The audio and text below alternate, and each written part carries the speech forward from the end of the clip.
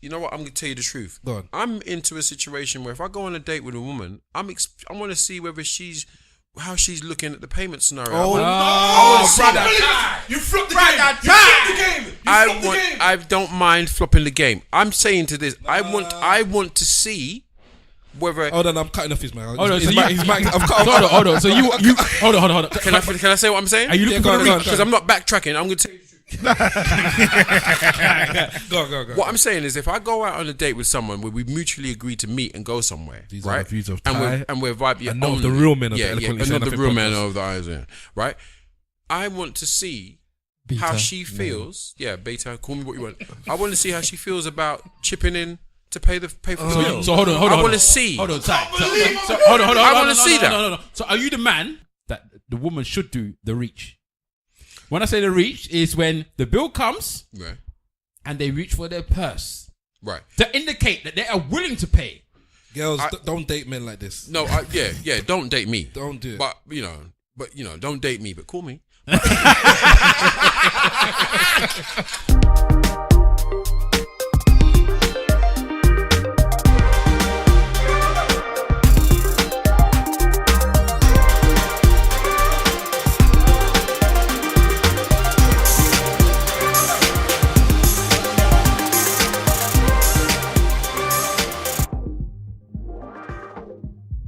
Yes.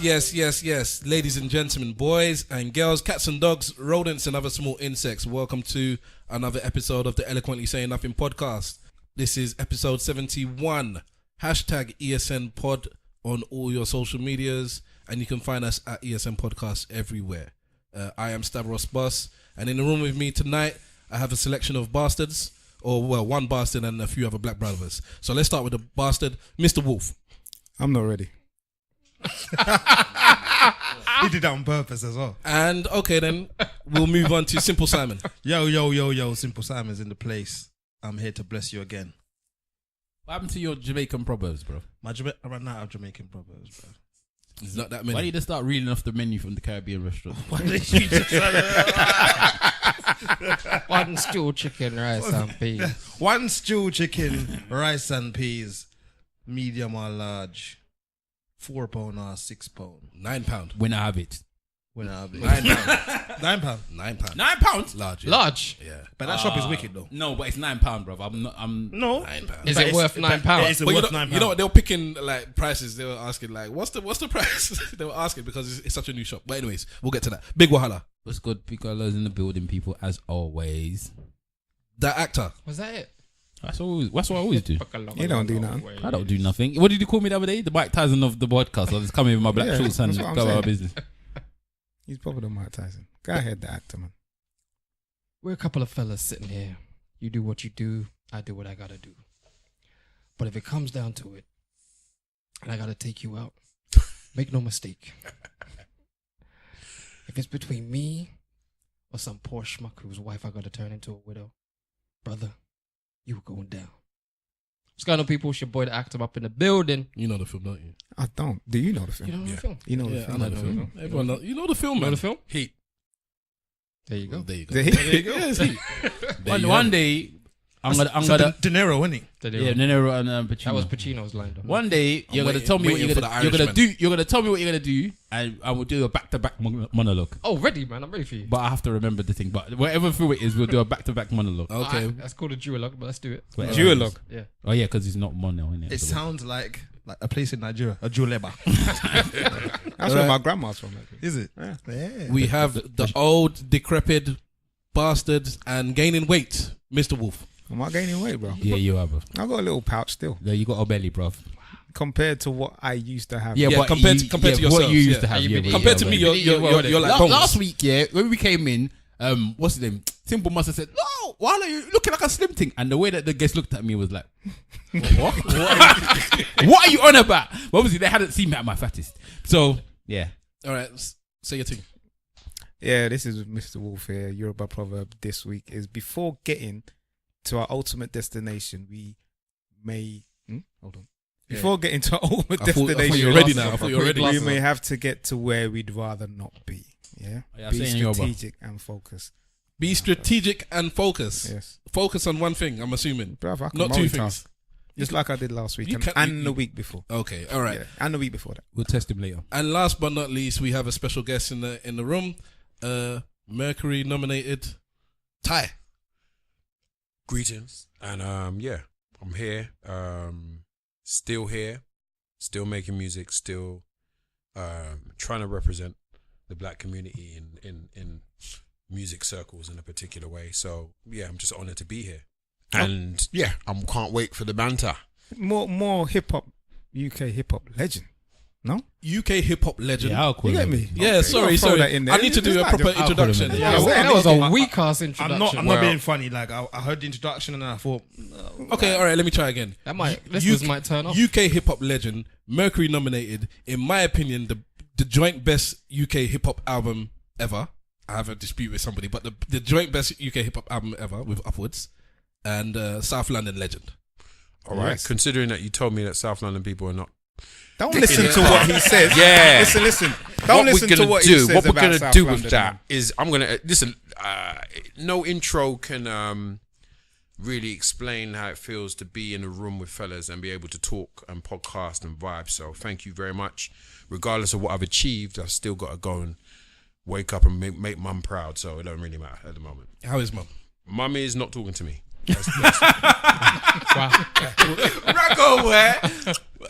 When a Nigerian mum is not talking to you. In fact, it could be anything. Listen, It could happen.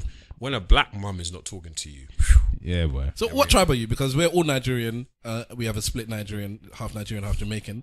And you are joining the tribe now as a fellow Nigerian. right? Okay. So what tribe are you so we can insult you? I'm Igbo. Igbo. Igbo Queno. So we have now Quezon. we have doubled the Igbo. Yes, so- The quotient. Yeah. Yes, we are here. All right. Are you full Igbo? Full Igbo. You're not half anything else, are you? No. That's what So it's No, That's actually, what full means, so my mum's from Cross Rivers, Mhm. and then my dad is from Umuahia. So, but you take where your dad's from. So That's it. Igbo Queno. Look at this man. And- You're gonna start standing up in a minute and start doing that clapping thing that they do. innit? That's what Quinn. Yeah. And Ty Any is Street Fighter move. Ty is a resident, and you're from South London. Is that yes, Oh, it's from Brixton. I'm especially from Brixton. come from Brixton. Big tune. When I heard that on the album, I thought, yes. I cut it off, man. salute, But you're not from baby. Brixton. When so I lived in Brixton for about 20 8 minutes. or 9 years. When I heard that song, I thought somebody you're was gonna from rob me through the stereo. I just Turn it off quickly, innit? As much as I love insulting South, and Yeah, I yeah. do love it with a passion I love that. in my soul, Yeah. but there is something about Brixton nobody can deny. That Brixton Acre is Lane, legendary. Triangle. Because I worked at Choice Yeah. for a few, I mean, people, whilst they were there. people can't deny it, but Nobody can deny it. Like there's something There's a about vibe in Brixton. Brixton. Yeah, there's a vibe in Brixton. it's changing. it's just boy. You know, from Well- when they put the Foxtons there, that's when you knew, hang on a minute. Yeah. Hang Bruv, on a minute. it's all changing. It's all changed. Yeah, Everywhere. But you know what? Change is what it is. Like I think one of the things for me being from Brixton is loads of people are like, oh, they come and they're taking over, and I'm like, well, They took our jobs. Well, I'm like, well, what did we do with it? Yeah. What did you do with If it? you owned it, you wouldn't be able to market, take man. it. You had the market, you had the Where's your artists. TV station? Where's your radio station? Like, where's your things? Where's the? If you don't have that, if you didn't create it, and then you get money because people with money come in, and people with money have taken over your arcade, it's like, well, you lot was kind of comfortable being separate, Caribbean, African, not getting on, and these people have come in and what? So get with the times. So you're saying you don't have an issue with gentrification? No, I'm saying totally the opposite. I'm saying I don't have an issue with change, and I'm not going to sit over here moaning like a moany black cat and do nothing. I'm in the mix. I'm on a business. I'm in the mix. I'm like, people trying to create new things. I'm trying to be involved in that. Like, I'm not trying to be in a situation where we're just sitting here arms folded. Oh, gentrification. I'm like, no, actually, it's gentrification, but we are the children of our parents, so we should stake a hold and get involved and make businesses. We're not gangster like our parents were. No, we're not. No. This is the thing. We say this often on the podcast. What our parents went through and did. Like you can't imagine somebody's like before we started. You were talking about the chicken shop and how it's breeded mutants. Yeah, but it's also breeded like lazy, because the younger ones have got a bit of a hustle to them, you know, that we don't have. on social media. Yeah, but they've got it. But Bring them to real life. all I know is this, yeah, that I'm 35 years of age. By the time my dad was 35, he had moved from one country to another. He already had a career in Nigeria, moved from one country to another, brought his whole family from that country to here, had more children. Or his wife. Well, that's the family, innit? then he had children, all these children by the time he's my age, and had his own business, all by that age. I'm still finding out what my parents did before I was alive. I'm still finding out. I had to go to Nigeria to find out that my mum was Miss Nigeria. At some point, I had to go. That some driver was like, "Do you know who your mum is?" Blah blah blah blah. And I'm like, When someone tells you, do you know who your mother is? Do you know your mother? yeah. And in UK, someone says that, you're like, but here, you know, so I'm still learning. I still think it's really quite important what you just said in regards to like what they did compared to what we did. We're kind of cruising, to be honest. We are. Exactly. We think we're English. I don't like hearing it. Think about what I'm saying.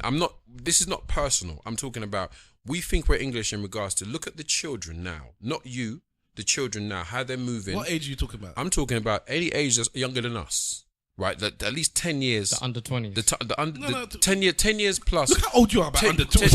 Under 20s is children. He said 10 years, bro. 10 years, Not 20. 10, 15 years behind us, right? Everyone that's trying to do what they're doing or is trying to get on and do certain things is not aware of the importance. I don't think all of them, I can't speak generally, are not aware of the importance of traditions and holding on to certain things. I'm not saying not totally disregarding our parents' names and all that is not beneficial in some ways, but you've got to hold on to certain things. And I feel like the younger generation is hungry, is definitely got more hustle to them, but they also have less allegiance to our parents' traditions. You know what? I was gonna agree with you, but then I'm not. I'm okay with that. The reason why I'm saying that is because I'm living in a social media bubble, but I see that there are some that's going all out of their way to try and make that connection again. So I think maybe my generation, at my point, because I'm a little bit younger than most of you, to be honest. Me and Simple are the youngest, I'll say here. And there was a disconnect, right? Where, especially my generation, in fact, where obviously being African wasn't a good thing. Oh, that was my generation as well. Yeah, but your generation, I think, was still we're just absent it. Whereas with my generation, it was like we were gonna try and change it, and we were gonna pretend to be something else. Yeah, oh my goodness. For a long period of time. Not me personally, but others, innit? So then they discarded a lot of things. They discarded this. What are you talking about in schools? In general, that carried on. Yeah, well, yeah. Because I'm 46. I experienced that. I definitely experienced. In fact, I talk about it a lot online because I'm trying to have conversations with people about that to kind of make them know. Look, there's a thing that we don't talk about. This African bubbles thing that was going on, we don't talk about it, but we got to talk about it because we can talk about it today because there was something that we actually spoke about online recently where one girl, big up Adiola, actually wrote a whole blog post. I don't know if you saw it. Wrote a whole blog post about how she still can't get over the fact that she was terrorized by Caribbean people when she was younger, and she says she's not forgiving them. And I was like, Jesus. Well, you know what? And she compared it to the Maya Jama thing, if you know. Yeah, the Maya Jama thing. I spoke out about that. And the reason why I spoke out about it was because I saw it from a perspective of like, yo, you know what? I've been watching certain grime generation guys banter, talk a certain way, which is very disrespectful towards dark-skinned women. And they think it's cool. And I've been seeing it and I've been like, maybe it's just you know when you don't want to say too much because it's like young people, you got to let them do their thing and have space. Yeah. But then when I saw this thing with my girl saying it, I was like, no, this is too much. This is even though she said it a certain amount of years ago, it's still a topic that needs to be addressed. So I brought it up. Do you know what I had? I had about 4 guys inbox me, all kind of like, you know, this could be done differently. And I was like, and I said to them, you do realize that not one of you, and I'm letting you know that there's others, have talked to me from the perspective of dark-skinned women. You've all talked about, but Maya, but because we like to save the pretty exotic-looking woman. We love to do that. We've been programmed to do that. We've been programmed to do that. We're programmed to be like, no, she shouldn't, because she's nice-looking. I'm like, fun that. What about your dark-skinned niece that's 5 or 7? Like, she was 17 when she said those tweets, right? Why are we not talking about the 17-year-old dark-skinned girl that had to read that? No one's talking about that. Yeah. Also, The thing what I got the problem with sometimes with the Maya Jama thing is we went at Maya Jama hard. She deserved it. I'm not disputing that she didn't deserve it, but it's like we forgot that Logan Sama did the same shit. I blazed him too. It's like we forgot though.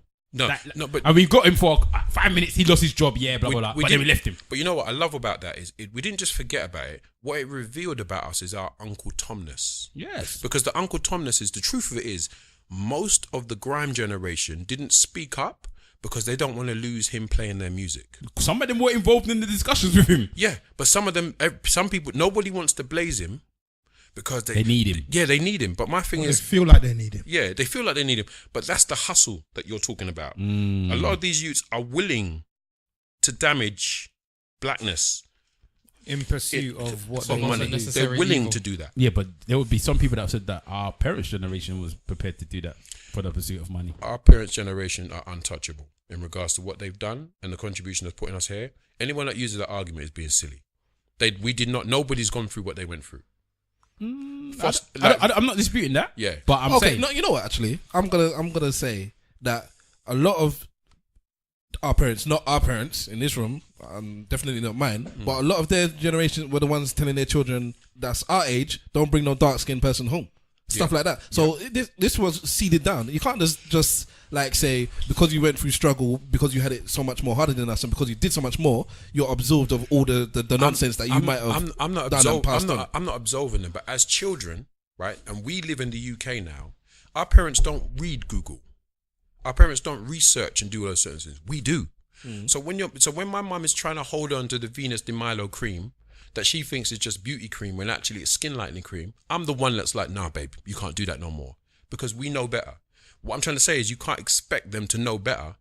You have to. We are. You know, there's a point where where we become their parents. Yes, I said this. No one talks about that. No, I was just talking to my dad today. I said, what did I tell my brother? There's a point where we become their parents. I said I want to censor his internet usage because he's going to nonsense sites. and Today, it's like- today, Serena Williams was dead to him. Yeah. He's like, Serena Williams was dead. I said, you read, where did that come you from? read the article. I'm sorry. I was like, So, Daddy, so I'm not absolving. I'm just saying that as as black African Caribbean children that have grown up here that can read better, that know what school programming is now, and we also can see we can see colonialization of our parents, and we can even see that, wow, you was beating me a little bit hard, but I know where it came from. Yeah. Now I know where it came from. I'm gonna give you a blight. I can be upset, but actually I know. where did it come from? Because I co-signed the beating. Yeah, He's been co-signing it for years. It's slave master business.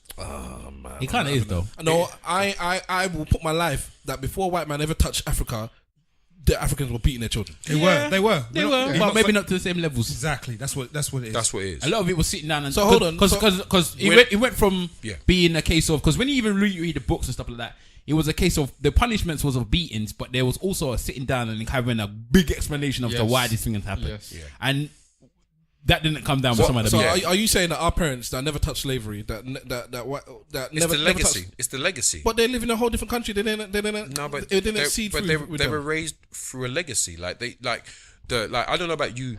I can't speak for everyone else, but my dad was a sergeant major ninja Bruce Lee when it came to African beatings. He really was like, yo, so today what we're gonna do is you're gonna pick a pin, one leg up here, and these were punishments. These were the type of punishments that it become normal for us in black communities, but actually it came from slave master punishments for slaves. And it's carried on. Nobody's nailed it. But if that happened in America, your parents came from Africa. So how did that seed through? You How do know did that slaves went back. What You do know happened that, in yeah? America? You do know that slaves went back. You do know that, yeah? Yes. Okay, so I don't think it's the majority, The and airline- I don't think There it are was, airlines. Yes, but I don't think it was the majority that went back that now seeded over Africa, the 1 billion people in Africa. They're the minority. I think the beatings was going on in the Caribbean beforehand. I just think they came with a story. Did you say Caribbean? I said the beatings carried on beforehand. Okay. All right, cool. Excuse me, brother. There's if you study it, there is a lineage between the punishment. Have you seen? Okay, everybody's seen Roots or seen something like I Roots, haven't right? seen Roots. Okay, so But I didn't even know. Are you for real, bro? yes, I'm for real. And don't Roots. don't say nothing. Roots is I know what it is. Roots It's is watch Roots. Roots is a very sanitized version of what's happened in slavery, right? There's another film called Goodbye Uncle Tom. Have you seen that? No. Yeah.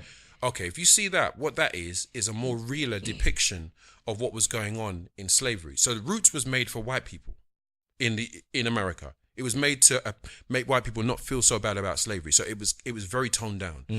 Goodbye Uncle Tom basically is a Spanish film that was made from the annals of exactly what really happened, and they relived it and made it. They relived it and showed you what they were. So what they didn't tell you was a lot of the slaves were kids.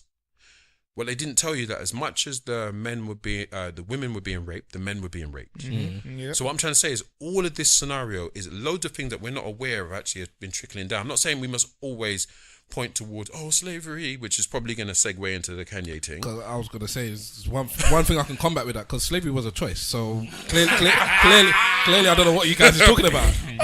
It was clearly a choice. Yeah, there's a film called It's either Good Night or Goodbye Uncle Tom. I recommend people watch that. But let me tell you this: when you watch it, it's hard. Like I had to watch it about 3 times because my mind was just, after a while, it was just like whoa. Let me sleep. I can't deal with it. It's tough. So you're the same age as my older brother, yeah? Right? God rest his soul. But he said, I remember very rightly him saying that when Roots came out, their man was out on the street just beating out white people. Yes, this was true. I just wanted to confirm that it did happen. Yes, it did happen. They watched the Roots, they went outside, and they rebelled. I may have witnessed certain situations pop off like that in the school playground. Okay, for sure. That was Roots. Any man named Colby, boy. Roots was one of the only programs that everybody watched, and then you come to school the next family day as well. Everybody would look like Dynasty or Dallas.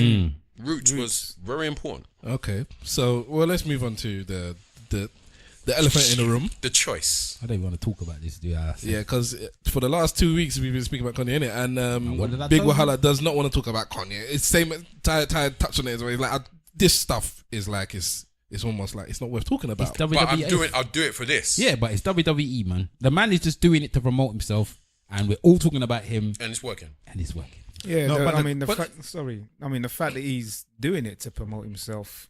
I mean, he's doing it for self-gain, to gain money, whilst really sticking a pin in the backs and the fronts of our mothers and fathers and our forefathers. Man, it's horrible. This is the question I was going to ask. Is there, where is the line? There isn't. The line for what?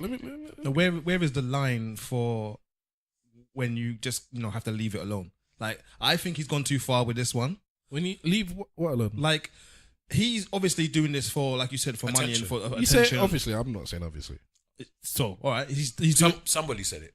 So, I'm saying It has been said. it has been said that he's doing it for money or attention. Yes. Right. But does there have to be a line when we're doing these kind of things? Is there a point where we should not go to, or is From his point of view. well, Not really, no. Because if you're a whore for publicity, then that's what you are, innit? Like me personally, I fight the urge to do it because I want this podcast to be popping. There's times I want to say stuff or do stuff. It's like, let me just be controversial, just so I can try. But nobody follows me anyway, so it don't make no difference. But I stop myself because that's not me. That's not real. If you're the type of person that's gonna do it, then do it, innit? Just do what you want to do. because there's being real, but then make it have your fun. there's denigrating a whole. That's what I'm saying. Legacy. Because Yeah, the but- thing, you can be real and you can have that free thinking mindset, which he's trying to push out there to say that this is what I'm doing. But there's a threshold to everything. Yeah. I get what you're saying about You free understand thinking what in I'm general, though, because Yeah, but- I think most people are sheep. But I'll They're tell you sheep what, and robots. when I was young, I mean, I went to a college, SFX, big up SFX back in the My day. cousin went there. That's what I'm saying. Charles. We used to go around and into the corner shop, and every once in a while we done some things in there. You get some Allegedly. Maryland cookies, and we might slip it in. Allegedly. That's what I'm saying. Very fifth. But I'll tell you what, there's a threshold to what you would do because we think about our parents. Yeah. There was fear. The knock on the door. You get me? Police. Now the generation that we see today, they're not scared about anything. They will do anything. And that's what I was saying. But let's talk about Kanye's not. There isn't a line. No more. Kanye's older than you. He's not that generation though. No, he's not. Kanye's not in that generation though. So But he's in this kind of. He's a master manipulator, though. no, he is a master. He's a bitch. I don't know why you people are going on with the long thing. Look, listen. The man wants to. He's already. Whatever happens, whatever he says, people are going to follow. Yeah. So he does controversial stuff to take over the media. Right. I get that. To take over the media. Not most people are just trying to, like Stav says, he just wants to be, get a little bit of shine. He already has that little bit of shine. He wants to take over the media. So that's what he does. I told you last week. When he wants to release something or when he wants to put himself in something, he does a controversial thing. When the woman wants to do something, she shows a bit of titty and some panani. That's what they do. That's what they do as a family. Why are we running around pretending like we care about what I'm not saying that. I get that he's trying to. I get that he's in the middle of a campaign or he's at the beginning of a campaign, whatever. I get that. What I'm saying is there are a bunch of stuff you can say that will garner the same amount of attention. Yes. Why does he have to do But it's that? the way he says it. I It's the think- way he says it. And in regards to media hype, him and his missus, they're mad scientists. Yeah, they will come up with these ideas. What do you think we should do this week? Well, you know what? Go on TMZ and just go crazy. Say whatever you feel like. Let's go saying. to France and get robbed. Yeah. Let's orchestrate this. Yeah, they chose to do that. Let's make it happen. I don't know about the robbery. Bang bang. I'm not pushing. I'm not saying the next man to get his wife robbed. I don't know if I could push that on him. Can I say something? I think that with Kanye, first of all, I don't really like him as a person, right? So I'm in this Hip-hop because I want to have that conversation, right? But I think like as men, like sometimes you kind of watch something and you watch someone, and after a while you're like, do I really check for that person? No, I don't. So you make a thing of it. You don't even eye contact. You don't shake hands. You don't smile. You don't do nothing. They're out of it. They're out of there. Yes. The thing with Kanye, right, Often. is the thing I want to point out with Kanye is when we followed him, because he's made himself a public person, everything changed when his mum died. Mm-hmm. Right? We are watching a man that basically had a breakdown. His mum died, and his mum died due to his fame. Mm-hmm. His mum went and did liposuction as a thing that she probably wouldn't have done if she didn't have the fame, and she did certain things. And he paid for it. To appease. Yeah. Right. So he's never really dealt with that. And every time I see him do certain things, whether it's fight with the cameraman or do certain things, I'm like, okay, mental illness or breakdowns, all these sort of things that are possible that happen are things that we normally see. Either you see it in your family, or you see it publicly, or you see it in certain ways, but you don't see it as a black celebrity who's outspoken. So when I'm watching what he's going through, I feel like we give him too many passes. And this is what I mean by passes, right? I just want to make this point. The TMZ interview, someone said to me, look at the unedited version and see what Kanye was really trying to say and blah, blah, blah. And I'm like, okay, cool. But correct me if I'm wrong. The black man that was in there that schooled him wasn't watching the edited version. Exactly. He heard something and he had to address it. Watching everybody find some sort of path to be like, but Kanye, I'm like, you know what? You lot are fools. This man said certain things. He does certain things. I personally seen him affect hip hop in a dangerous way. Like he brought the femininity. I said it. He brought that. I don't think he That's did. the discussion we're having right now. They're all descendants from Kanye. Let me just all of them are. Let me just say this. Let me qualify. Go on. I remember, you see, I used to travel back and forth to New York all the time, right? Yeah. You could see the difference in New York when Kanye started to affect fashion in regards to the jeans, in regards to how they act, how they talk, like the down south thing. He's always rode a wave, and he's always been a master influencer, right? The problem with him now is that he's not totally qualified in what he's saying, but he still feels he is, and we give him the platform.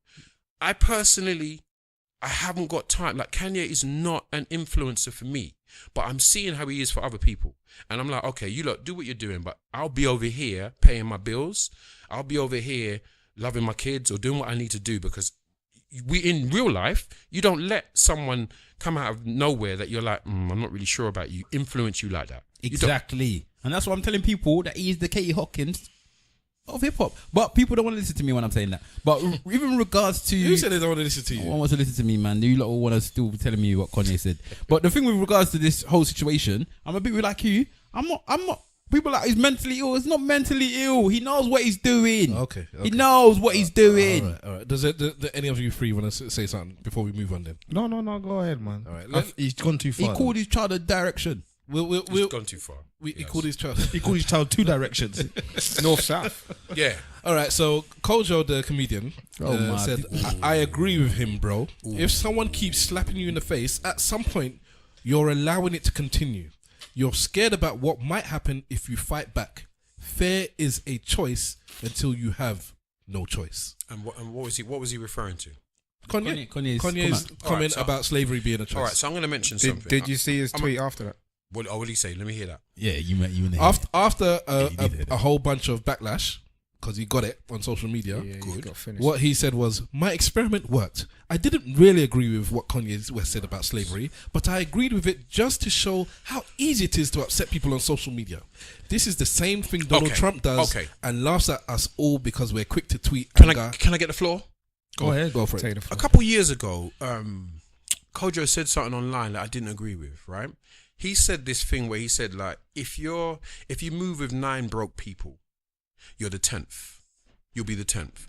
And this is the point where people was making themselves gurus and sending things out. And you know that he's kind of got the younger generation. So I kind of said a little thing where, what kind of foolishness is this? A man saying certain things, I just don't agree. So I basically I laughed at it. I was like, yo, I don't agree with this thing. I think it's actually quite condescending. And my point was, yo, you're Ghanaian. When you go home and you go back home and when we all go back home, right, we're all besieged by all levels of people, whether it's poverty or whatever, rich or what, and they are your fam. They are your family, and it's what it is.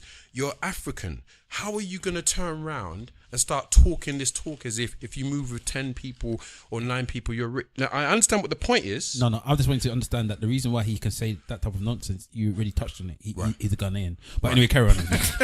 Right. So my thing was, so I basically said that. So a lot of people was laughing and kind of clowning him a little bit. Then he got in my inbox and he's like, bro, I don't know why you said that. So I said, do you know what? Here's my number. Call me. Call me so we can talk about it and I can tell you what it was. What he did is he blocked me.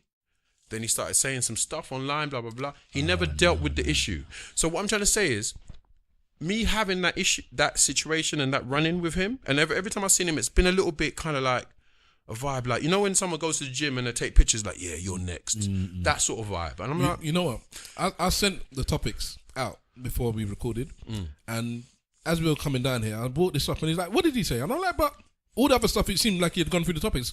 I understand why he didn't see this one, because he was blocked. He couldn't see the tweets. Right.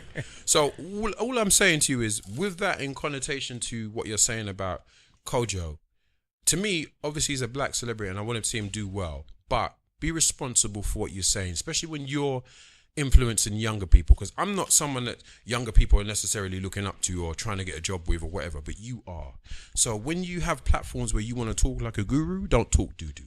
That's all I'm asking. Bruv, he got flamed. And that's with everybody, really. Yeah, he got flamed. He all privated his Twitter and everything, boy. But there's been a lot of run-ins with people with Kojo. Kojo's not the most liked celebrity that sometimes in Britain, from what I can see. But you know, I want him to do well. But yeah, I think he should do as well. I think we should want him to do well. But you know, I offered him. I said to him, pick up the phone. It wasn't aggy. It wasn't like, oh my god, you know, phone me. Yeah, we're gonna get into. And I was just like, call me because it's Twitter. Like, why are we doing all this? This is my problem. You know what? I'm gonna go into that a bit later because there was something that somebody said, and I wanted to actually touch on that. But with that same thing, with that situation, there is. You were saying what you wanted to Stav actually was saying that he wanted to, you know, you want to say something controversial to get think. That's exactly what he did. And people that probably never knew who Kojo was, some people was like, I thought it was Kojo Funds. That's what they were saying. Who's Kojo? I thought it was Kojo Funds, because they didn't know who Kojo was. By the end of that day, they knew who Kojo was. Even if they don't like him, even if they don't have, I've got an opinion of him. He's now in his head. I just want to say this. Maybe I'm old school, but I'm coming from a perspective there's no maybe there, prof. Okay, yeah. I'm old school. So what I'm trying to say is, I come from a place where if you say something, right, you might get someone walk up to you and be, I don't like that, and you have an issue, and you have to be respectful of that. Like, and I feel like these people, there are people that just say stuff and they have got no understanding that someone can walk up to you and start something because they don't like what you said. People are not accountable for their words anymore. They're not because accountable. of social media. But social media is making them accountable now. Trust me, I have scenarios where only now. people, come up and be like, and I'm like, okay, well, let's reason about it. Or, we don't reason and you just feel how you feel. Yeah, because you're quite opinionated online. Yeah, I'm not quite. I'm definitely opinionated. But here's the thing. There's a reason why I'm opinionated. I'm opinionated because as rappers, we really didn't understand that we needed to grow our brand from years. So everyone was just go to an interview and be like, yeah, so drop a freestyle for me. Yeah. When's your album coming out? All right. Thanks for coming. And I stopped doing that because I realized that, you lot are not allowing me to expand my brand. So when I mentioned I was African, people were like, oh.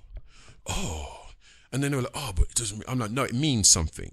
So let me talk to you about it. Bang. So all of this kind of developed to the point that I don't rap on radio. I don't do freestyles. I don't do anything because I had to start a situation to make people kind of realize, wow. So if Westwood asked you to freestyle for him, you wouldn't go. Let me tell you something now. Westwood. You know the triggers there. Did you see my face? You know the trigger word. Don't take the bait, Did you man. see? Don't Trigger word. Where Uncle West. Did you see? Oh my Big goodness! time. How did I see my face? I mean, there's no mirror here. We got Ty in the building. He's about to drop West- a hot drop one. them Westwood is a problem. You know what? You've known Westwood for how many years? I've known Westwood since I was a kid. And he was still old at the time, wasn't it? Huh? He was still old at the time, wasn't He he? was old. He was like Westwood when I was born old. I'm Myersfield Estate. He used to be driving around in his Jeep with a particular South London roughneck that I won't mention. But that's what his protection was. I've known Westwood a long time.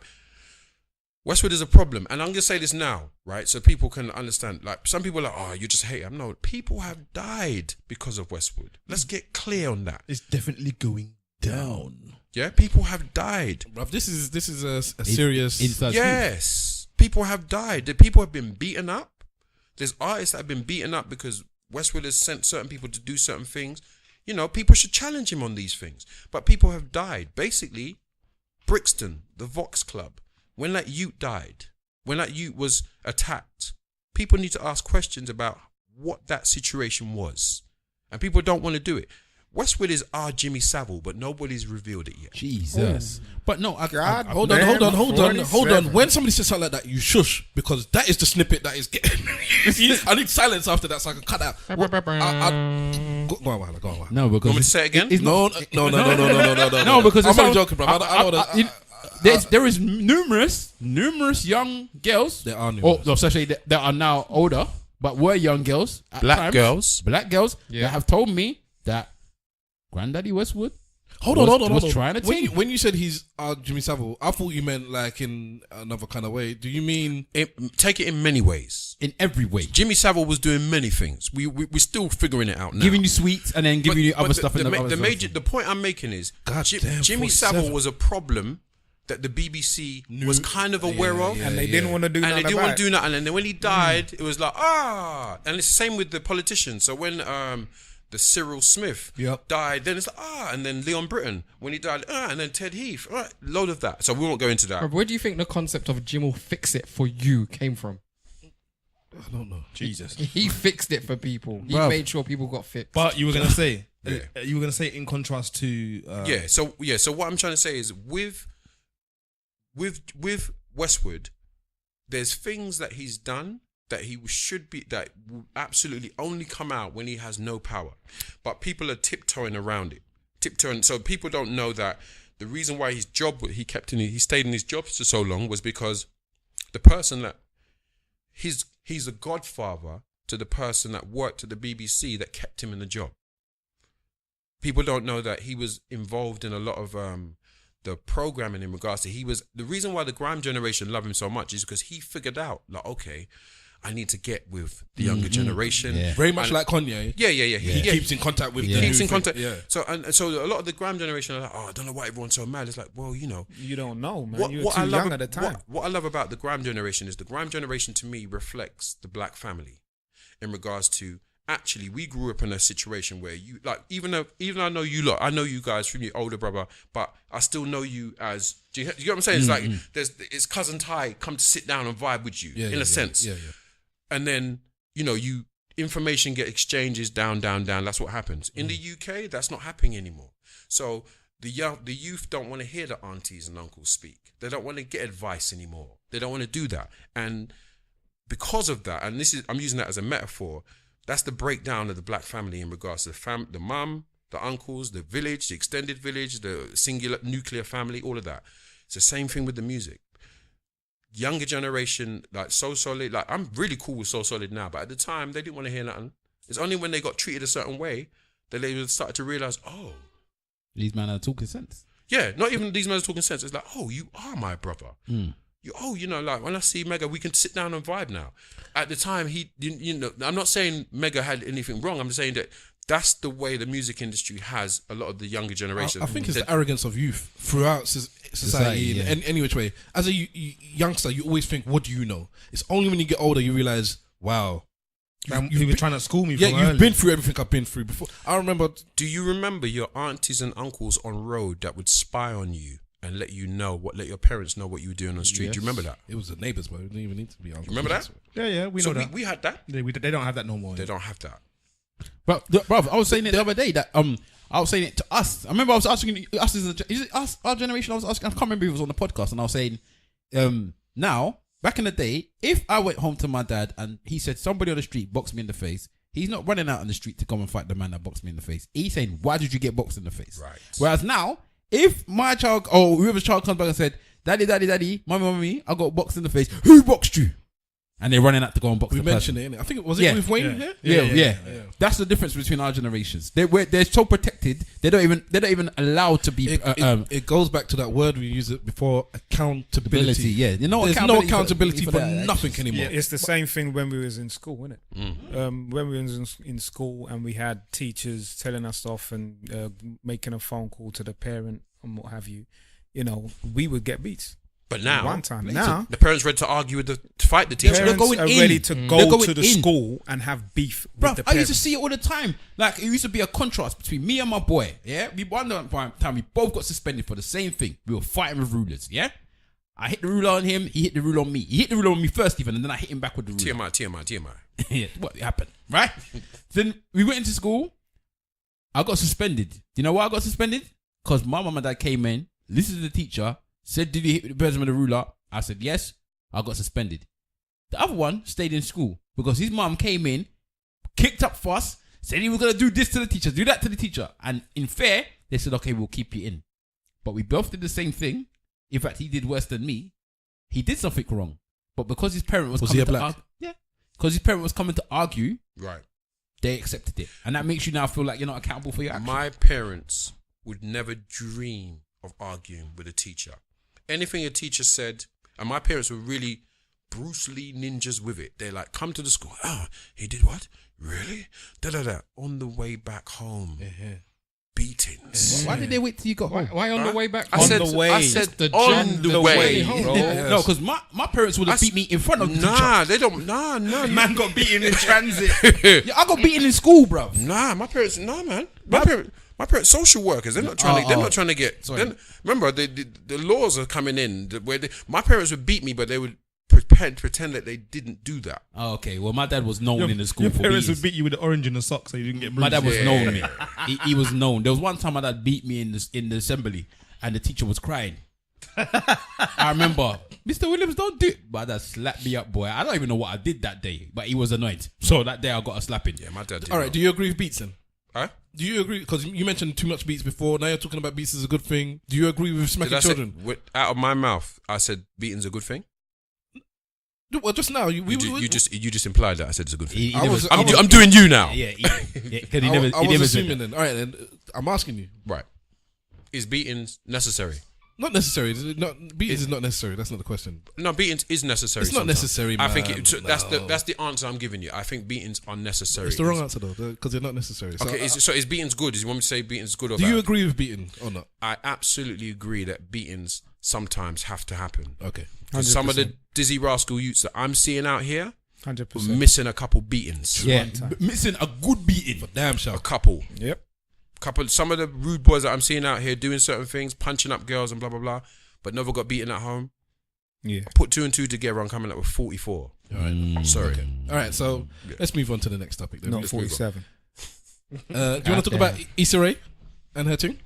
I have no idea. What was about her that. thing? If you Interesting. wanna, Issa Rae wrote a book in 2015. This is before she blew up.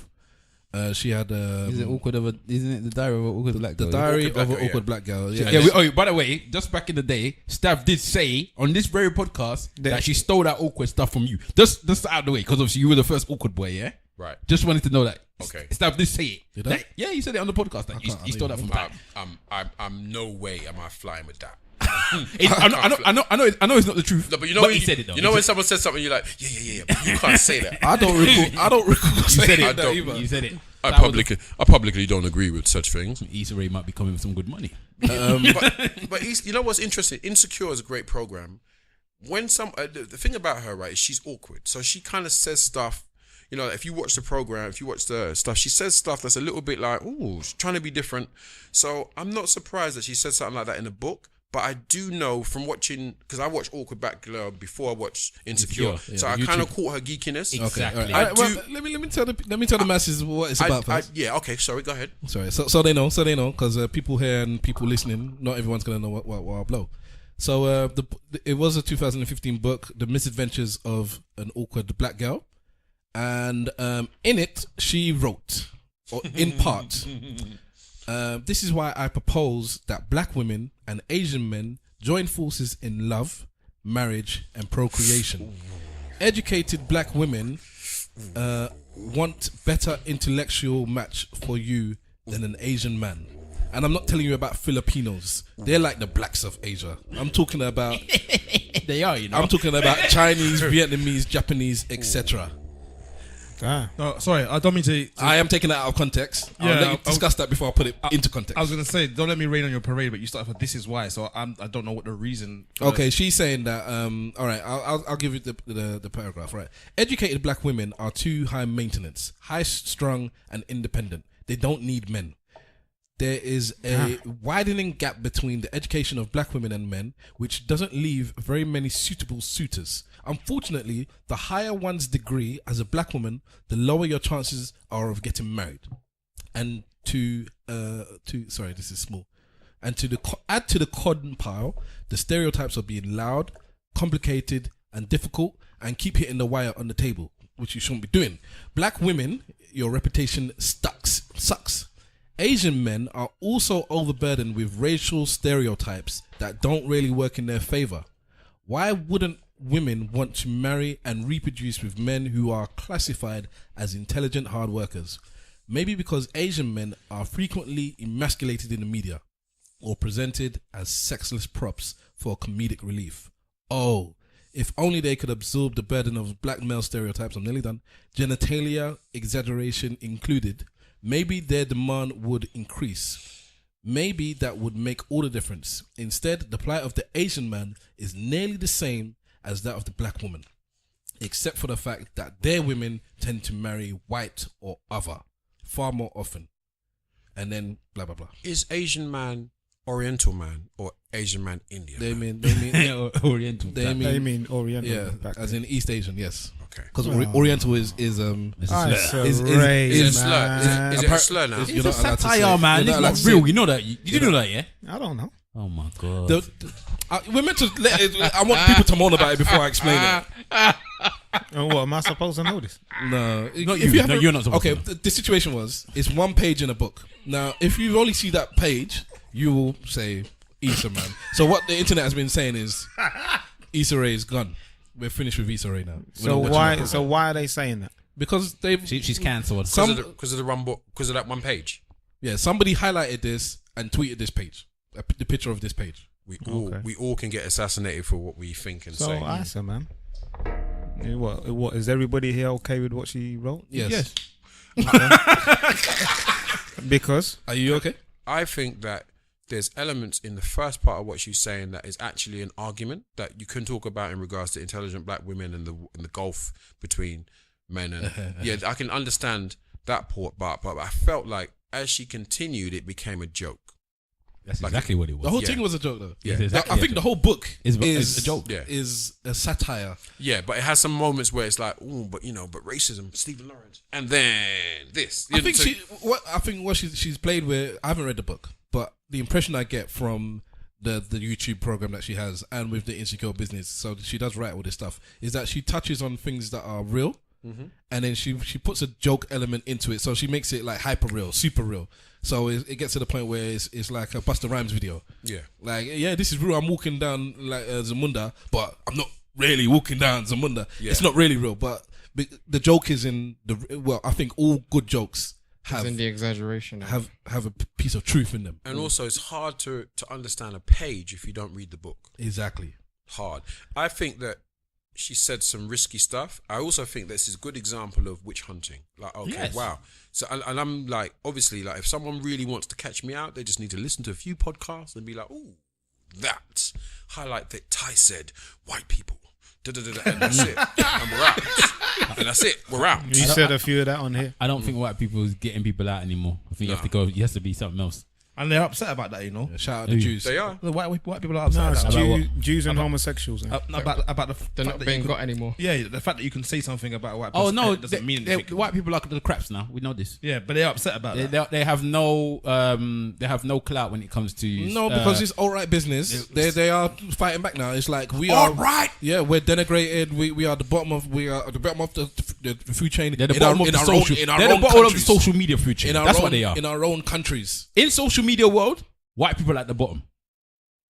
In social media world, Just let the silence happen after that. yeah. I don't In- necessarily think that's the might case, be. man. I think in social media world, whites are at the bottom. That might be a snippet part too. I think blacks run social media world, Yep. Yeah. Say what? and white people at the bottom. Say what? When I say the world, I don't mean like they own Facebook or they own the companies. I'm talking about their actual day-to-day runnings. Do we run it in regards to our outrage?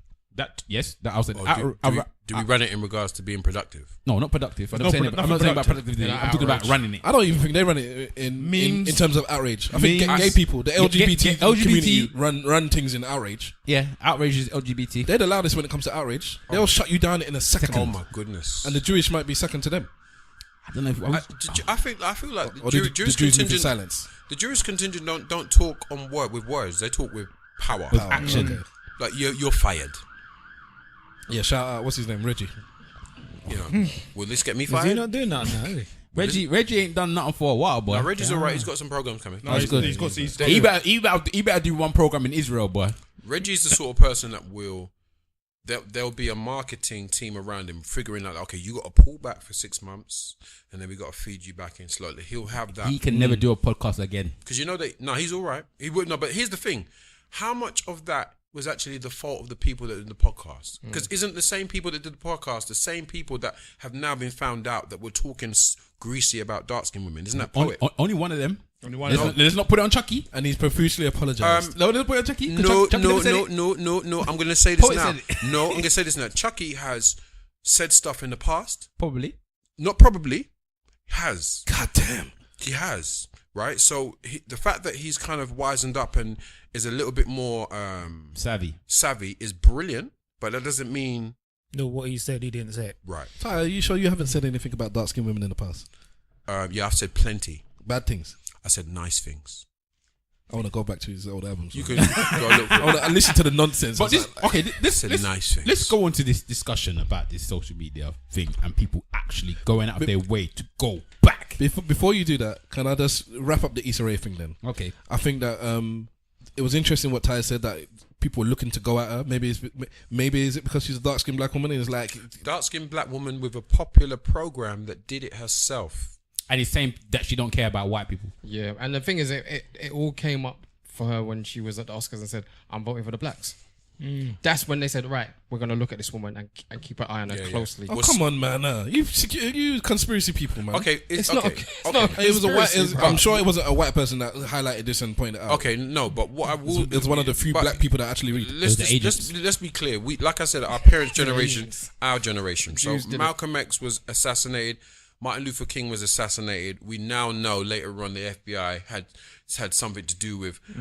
So let's not underestimate the ability of white power structures to find a way to bring people down without attaching themselves. You two are gonna have fun talking, man. But this is the same thing I'm saying. What is going on that people are actually going out of their way to go back into your history to find things to get you? Even the thing that Kanye said about the slave thing, there was a tweet that the kid one must have said, "I'm a slave for you" to someone else. Somebody went back to find that tweet in like 2000 or something. Yeah, because you to just, retweet and say you just put Kim and slave whatever in search, to and you'll find it. retweet that slave to say so was this a choice, Kim or whatever, Kanye, just to get Kanye. People are going out of their way to find things. I will give you. Okay. The thing is, right? The thing is, Okay. This is what's brilliant. You're saying people are going out of their way to find it, but we have search functionality, so there isn't really much work being put into this kind of stuff. Yeah, Wahala. We You have to have the brain to do it, bruv. Not You have to really. go out of my way. I'm gonna go and find this thing. Let him finish. So we've got a database now that has stored everything that's ever been put into it, and you can query that database and get the results that you want. Yeah, but you still have to have the mindset to go and do it. And you don't own your pictures anymore. You don't own We anything. didn't own them in From the when you first put it place. on Facebook, you don't own it. Yeah, but I already knew that from the beginning. Right. But you still have to have the mentality to say, I'm going to go and search the actor, please do it, and find something. No, you can say, you might say to yourself, has this person always been consistent? That's the only question you have to ask. Yeah, but why does it matter? Because you may feel like you're hearing some contradictory stuff from somebody, That's a good point, actually. and you just want to say, is this person always consistent? Well, when I was telling you a lot about Nas, you lot was telling me off. Well, okay, for instance. Okay, so last week we spoke about Nas. I don't know if you listened to last week's I episode. didn't, but I'm here right now. We spoke about the Nas Khalees issue where she spoke about the domestic violence and how and the timing of it. And well, yeah, Simple Simon brought up the timing of it, but Wahala was quite adamant that Nas has always been Inconsistent. Yeah, that's a diplomatic way of putting it. Also, there's a book that the first wife or the girlfriend or the mother of his children wrote where she says he did certain things. This is the one that Jay-Z slept with, isn't it? Yeah, so she said it in a book. Oh. Let the condom But on here's the the baby thing, seat. as men, right? Because most of us love hip hop. Some of us are gonna kind of find a way to defend Nas, right? But here's the thing: I'm not gonna do that. What I will say is this: take Nas out of the equation. Look at Khalees. Look at her. Why? Right? No, look at her in regards to I do. her. At her. I mean, look This at her. one, he's attacking the black woman. Get ready for it. No. Here's one thing what I will say about Khalees, right? I had a friend that lived in Brazil. DJ Pogo lives in Brazil. Yeah, shout out He's over Pogo. here. Yeah, big up. And he was telling me what was happening in Brazil because she went to Brazil and basically got paid to do an event. Oh, I saw you tweet this thing, but I didn't Right. understand the context behind it now. So let me give you the connotation. She basically, they offered her a certain amount of money. She's like, you know what, I'm taking that, and I'm not bringing my production team. I'm rolling. Bring my husband. Blah blah blah. A few people rolled. So she did the thing.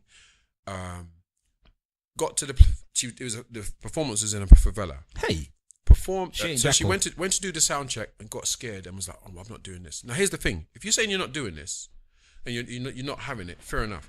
But then she then decided to demand all the money up front before coming. So she's like, well, if I'm doing the show, I want all the money up front, right? She got the money and then booked a cab and went straight to the airport to fly out. yeah, with that the man money. caught her though. But here's the She thing. breached So her when contract. you watch the video clip, because most of us don't speak Portuguese, you won't understand what's happening. But why would a news channel come? If you watch the video, you can see her looking nervous, like, yo, what is this? Because she's been caught with money that she's not, and it's a favela. So if you know about Brazil, it's the favelas. So it's like the drug dealers are sometimes the promoters. It's the hood. The hood dude, with 3 Ds, Yeah, right? it's And basically, the hood. so you're taking that money from those people, but you don't want to do the show. If you don't want to do the show and you're like, blah, blah, blah, That's one thing. yeah. She's lucky that she even got back because them man usually don't let man up. The police don't go there. So when you watch the clip, what you're seeing is her and Nas and the child looking uncomfortable because the news got the national news got a wind of it and they flew down there and they filmed it and you can see the hassle. Now I'm telling you, that's the hustle aspect of Khalees. Now you've got divorced with Nas, you've done all of that. This story should have come out. or you could have used it now. The fact that this custody thing is going on, and we all watch LA law. You see how lawyers are going on. Now, He's an old man. LA, you know, Man didn't say suits. law and order. Do what you want. See, work with what you got. Alan McBeal. I'm not saying to you that Nas hasn't done something wrong. I'm saying that we also as men have the ability to assess a situation and assess a character and be like, are you this innocent person that's just doing it? Or you got a bit of creep to you? If you got a bit of creep to you, But she did admit that she was also violent. That's So she- one thing that I said last week. Yeah, She admitted it. I hate you so much right now. The video, you seen the video? Yeah. Now, I'm not saying to you all of this makes her guilty. I'm just saying that what a lot of black women have been saying to me, like kind of, so you're basically dismissing her claim. I'm like, no, Yeah, don't start doing that. You want to be love. careful, bruv. No, I'm not doing that. These are the views of Ty, and not of Eloquently Saying Nothing podcast. Yeah, these are the views of Ty. This is what I'm saying to you. We should always have the ability to look at something and be like, okay, I'm definitely learning not to throw black women under the bus and just assume that. So I'm like, no, actually, if a woman says she's been raped, I'm listening. I'm not saying she's not been raped. I'm listening. But with this situation, I'm like, I'm also have the right to judge someone's character and be like, Nah, but the thing is, I watched the interview, and because I'm often a skeptic as well. Yeah. So I watched the interview. I think I watched it twice, near enough, and I come to the conclusion that she wasn't trying to play victim. She wasn't at any point trying to say that she hadn't had a part in it and she didn't know what her part was. But it was one of those situations where, yeah, both of us were doing crazy stuff, but your crazy stuff was just a little bit more crazy than mine is. So even if I admit my crazy stuff, by comparison, everyone's going to look at it and go, well, yeah, you did some mad shit. So that's how the interview panned out. Right. So I agree with what you're saying. She's not innocent. We know that, but she's Yeah. also saying that she's not innocent. right, it's So good. Okay, Yeah. she's saying that. She's saying that out So- of her own mouth. So I'm saying that because of what I saw her do in Brazil, Yeah. I didn't even watch the interview. Yeah. No, Because that's influenced me. I'm like, nah, babe, you are fishy. No. Watch the interview and you will see that she doesn't at any point say that she's not. Does she break down the fact that she also has, that her and Nas had other women in their bed doing stuff? She didn't touch on she none didn't of touch that. on that. No, she didn't touch on none of Okay, that. cool. And 'Cause I'd that like to kind of- repeat What a that these good are the woman she was. these are the views of Ty. What And a I'm good not- woman she was, boy. And Bringing another- next Man woman. said what a good woman she was. How can a woman be bringing next woman into the house and you're trying to beat her, man? Even for that alone, Nas has to be taken to the courts, bruv. All right. So okay, we're talking about Woman's bringing the next vagina into the bed. Sorry, I want you to understand. She, as the wife, brought another vagina into the bed to No, but share. I think from what I heard, rumor wise, that was something that they both liked. Yeah, to be honest, that's what I'm saying. She brought another vagina into the bed to share vaginas. Yeah, 2 vaginas, not Darling. 1, 2. I would like to present another 4 breasts. vagina. 4 breasts, 2 vaginas, 2 brains, 2 women, full body. Yeah, You know we're going to hell for this, right? I'm the same. we ain't going to hell. She did this as a wife, and you still have time to go and beat her. You Ty, should be Ty. stoned. You should be stoned. If you get to heaven, write this down. You should be stoned. If you get to, And you do not see 2 vaginas there. you have got to. You have gone to hell. All right. So we've discussed children and their morals. We've discussed domestic violence. We've discussed social media and how people just want to blow up. And we had a question sent in to us which touches on stuff like morals and ethics. And I think Mr. Wolf is going to read it out for us, please. In terms of morals and ethics, I look at Stavros and I look at Wahala. I swear down, you two are the most morally upstanding people that I know. Thank you. Do you know what I mean? Is it a good thing or a bad thing? Do you know what? Sometimes I think, man, I'll hold you back in it. just loosen up a little bit. Sometimes you gotta bend the rules. You know what I mean? No one's asking you to break the rules, you know, bruv. I bend the rules often. You bend the woman, you don't bend the rules. Hey, you're trying to give me cute, eh? Hey, I'm married, mate. But see. my brethren, Femi, he sent us a question. He's one of our avid listeners. Shout out, Femi. We got Femi. Yeah, man, he's that like 6'9" guy, man, that you guys seen. I don't like them. He was talking about morals and 6'9", man. because he's taller than Yes. And they can see all the women behind you. And the women are looking at you over your head to look at them. He was talking about morals and ethics, yeah. And this is his questions, quite a few questions. So we'll kind of flesh it out once we start talking about it. Remind me to talk about the tall men because my woman made me feel very insecure the other day, but we'll get into it. We'll touch on that. So he says, do you think more people need to be taught and learn about morals and ethics? Yeah. So questions like, what is good and what is bad? So if your friend is casually dating a lady, but you feel like she could be your potential wife, is it right or wrong to try and pursue her? Wow. Yeah. Go back again. Say what you're saying again. I think I missed it. Your friend is dating someone. When's it time to jump in? Well, or do you jump in at all? No, I mean, as into the convo. Wait, say something. hang on. I want to do all the questions, or you want to do one question at a time? No, finish the thing. We're discussing. I'll finish the thing. And then if you don't lie, like Stavros, who is known as The truth. the truth, that's what I'm saying. So if you don't lie, is it wrong if at the time of the Nazi Germany you hide a Jewish family from German soldiers? How do you answer the question, are there any Jewish people? Is anyone? You offer them some milk, innit? hiding in your house? You know. What film is that? So Glorious Bastard. that's the Glorious example. Bastards. That's the example, and then that's the actual moral. I think that's a bad example. Right. I think it's an interesting example, though. I'll touch on one thing that Stavros actually came to the group about. This is a couple years ago. Can you remember the insurance issue?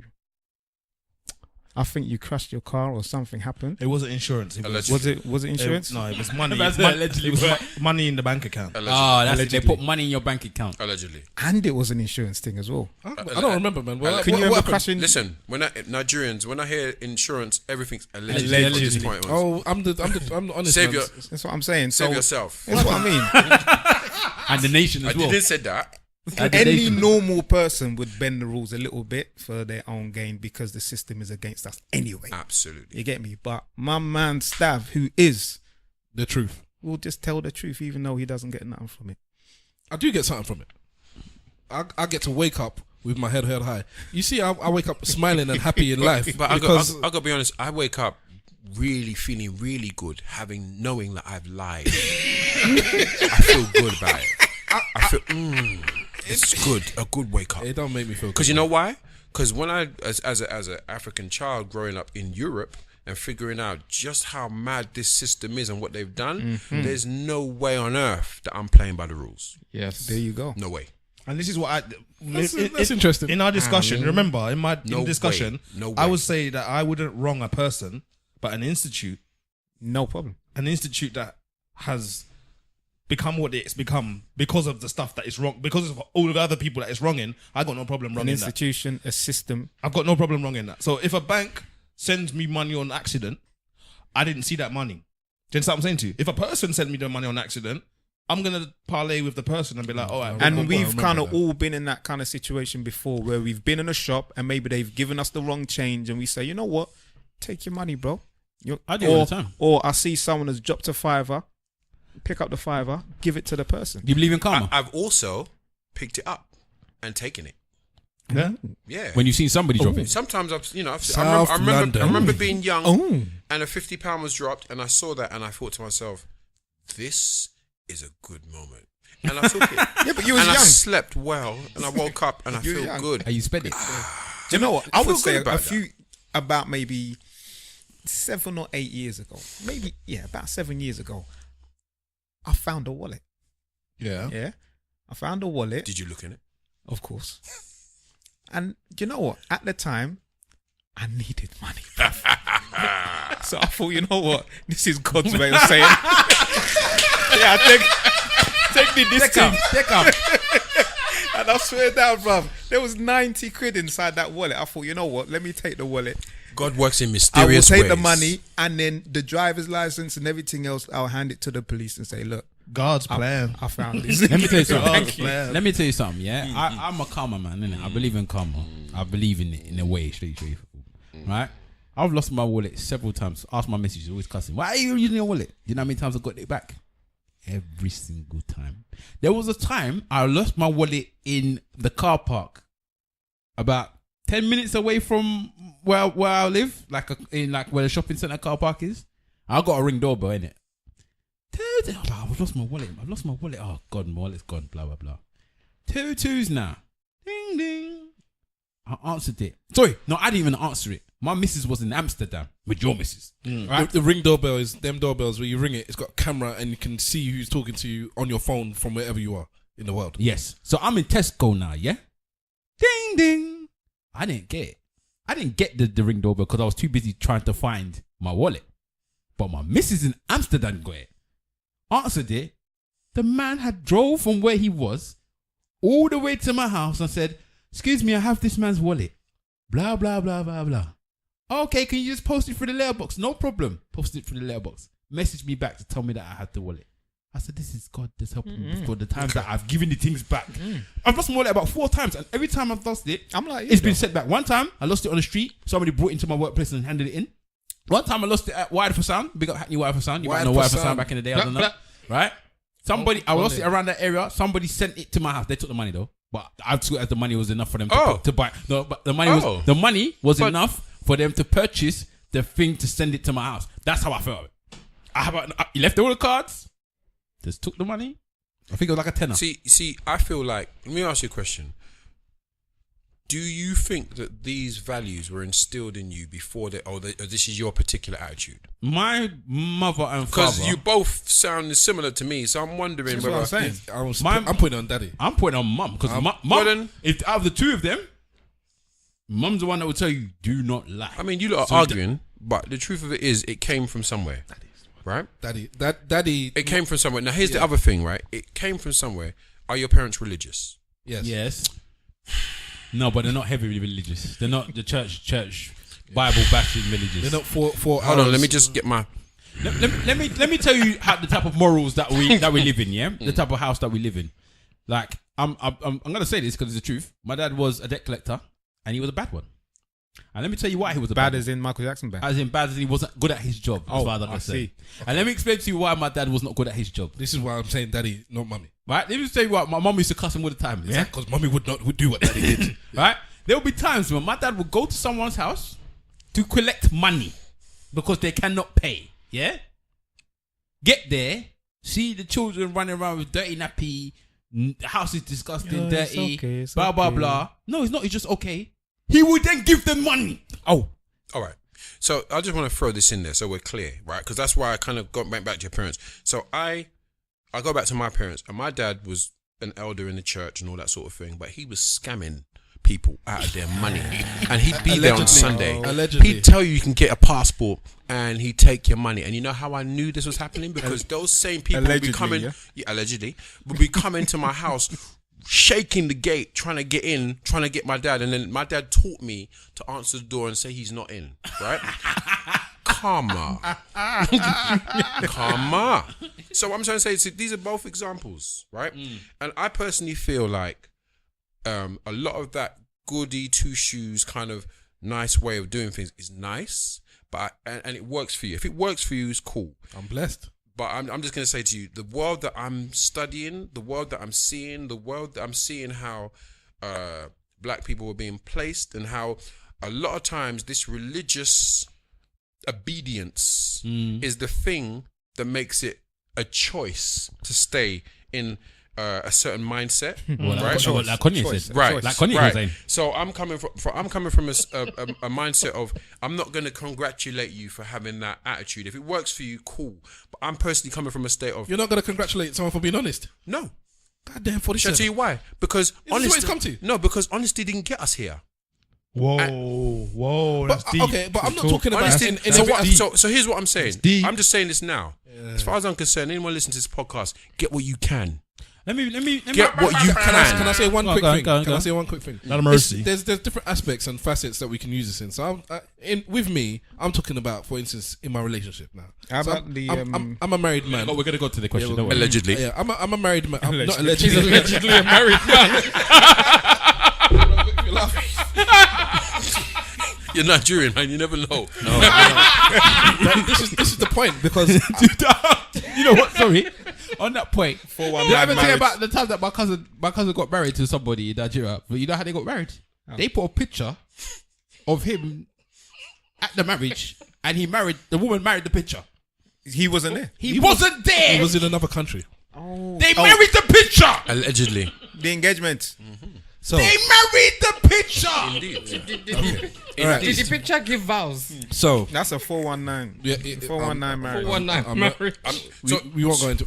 I'm saying that when I have a discussion with my wife, Yeah.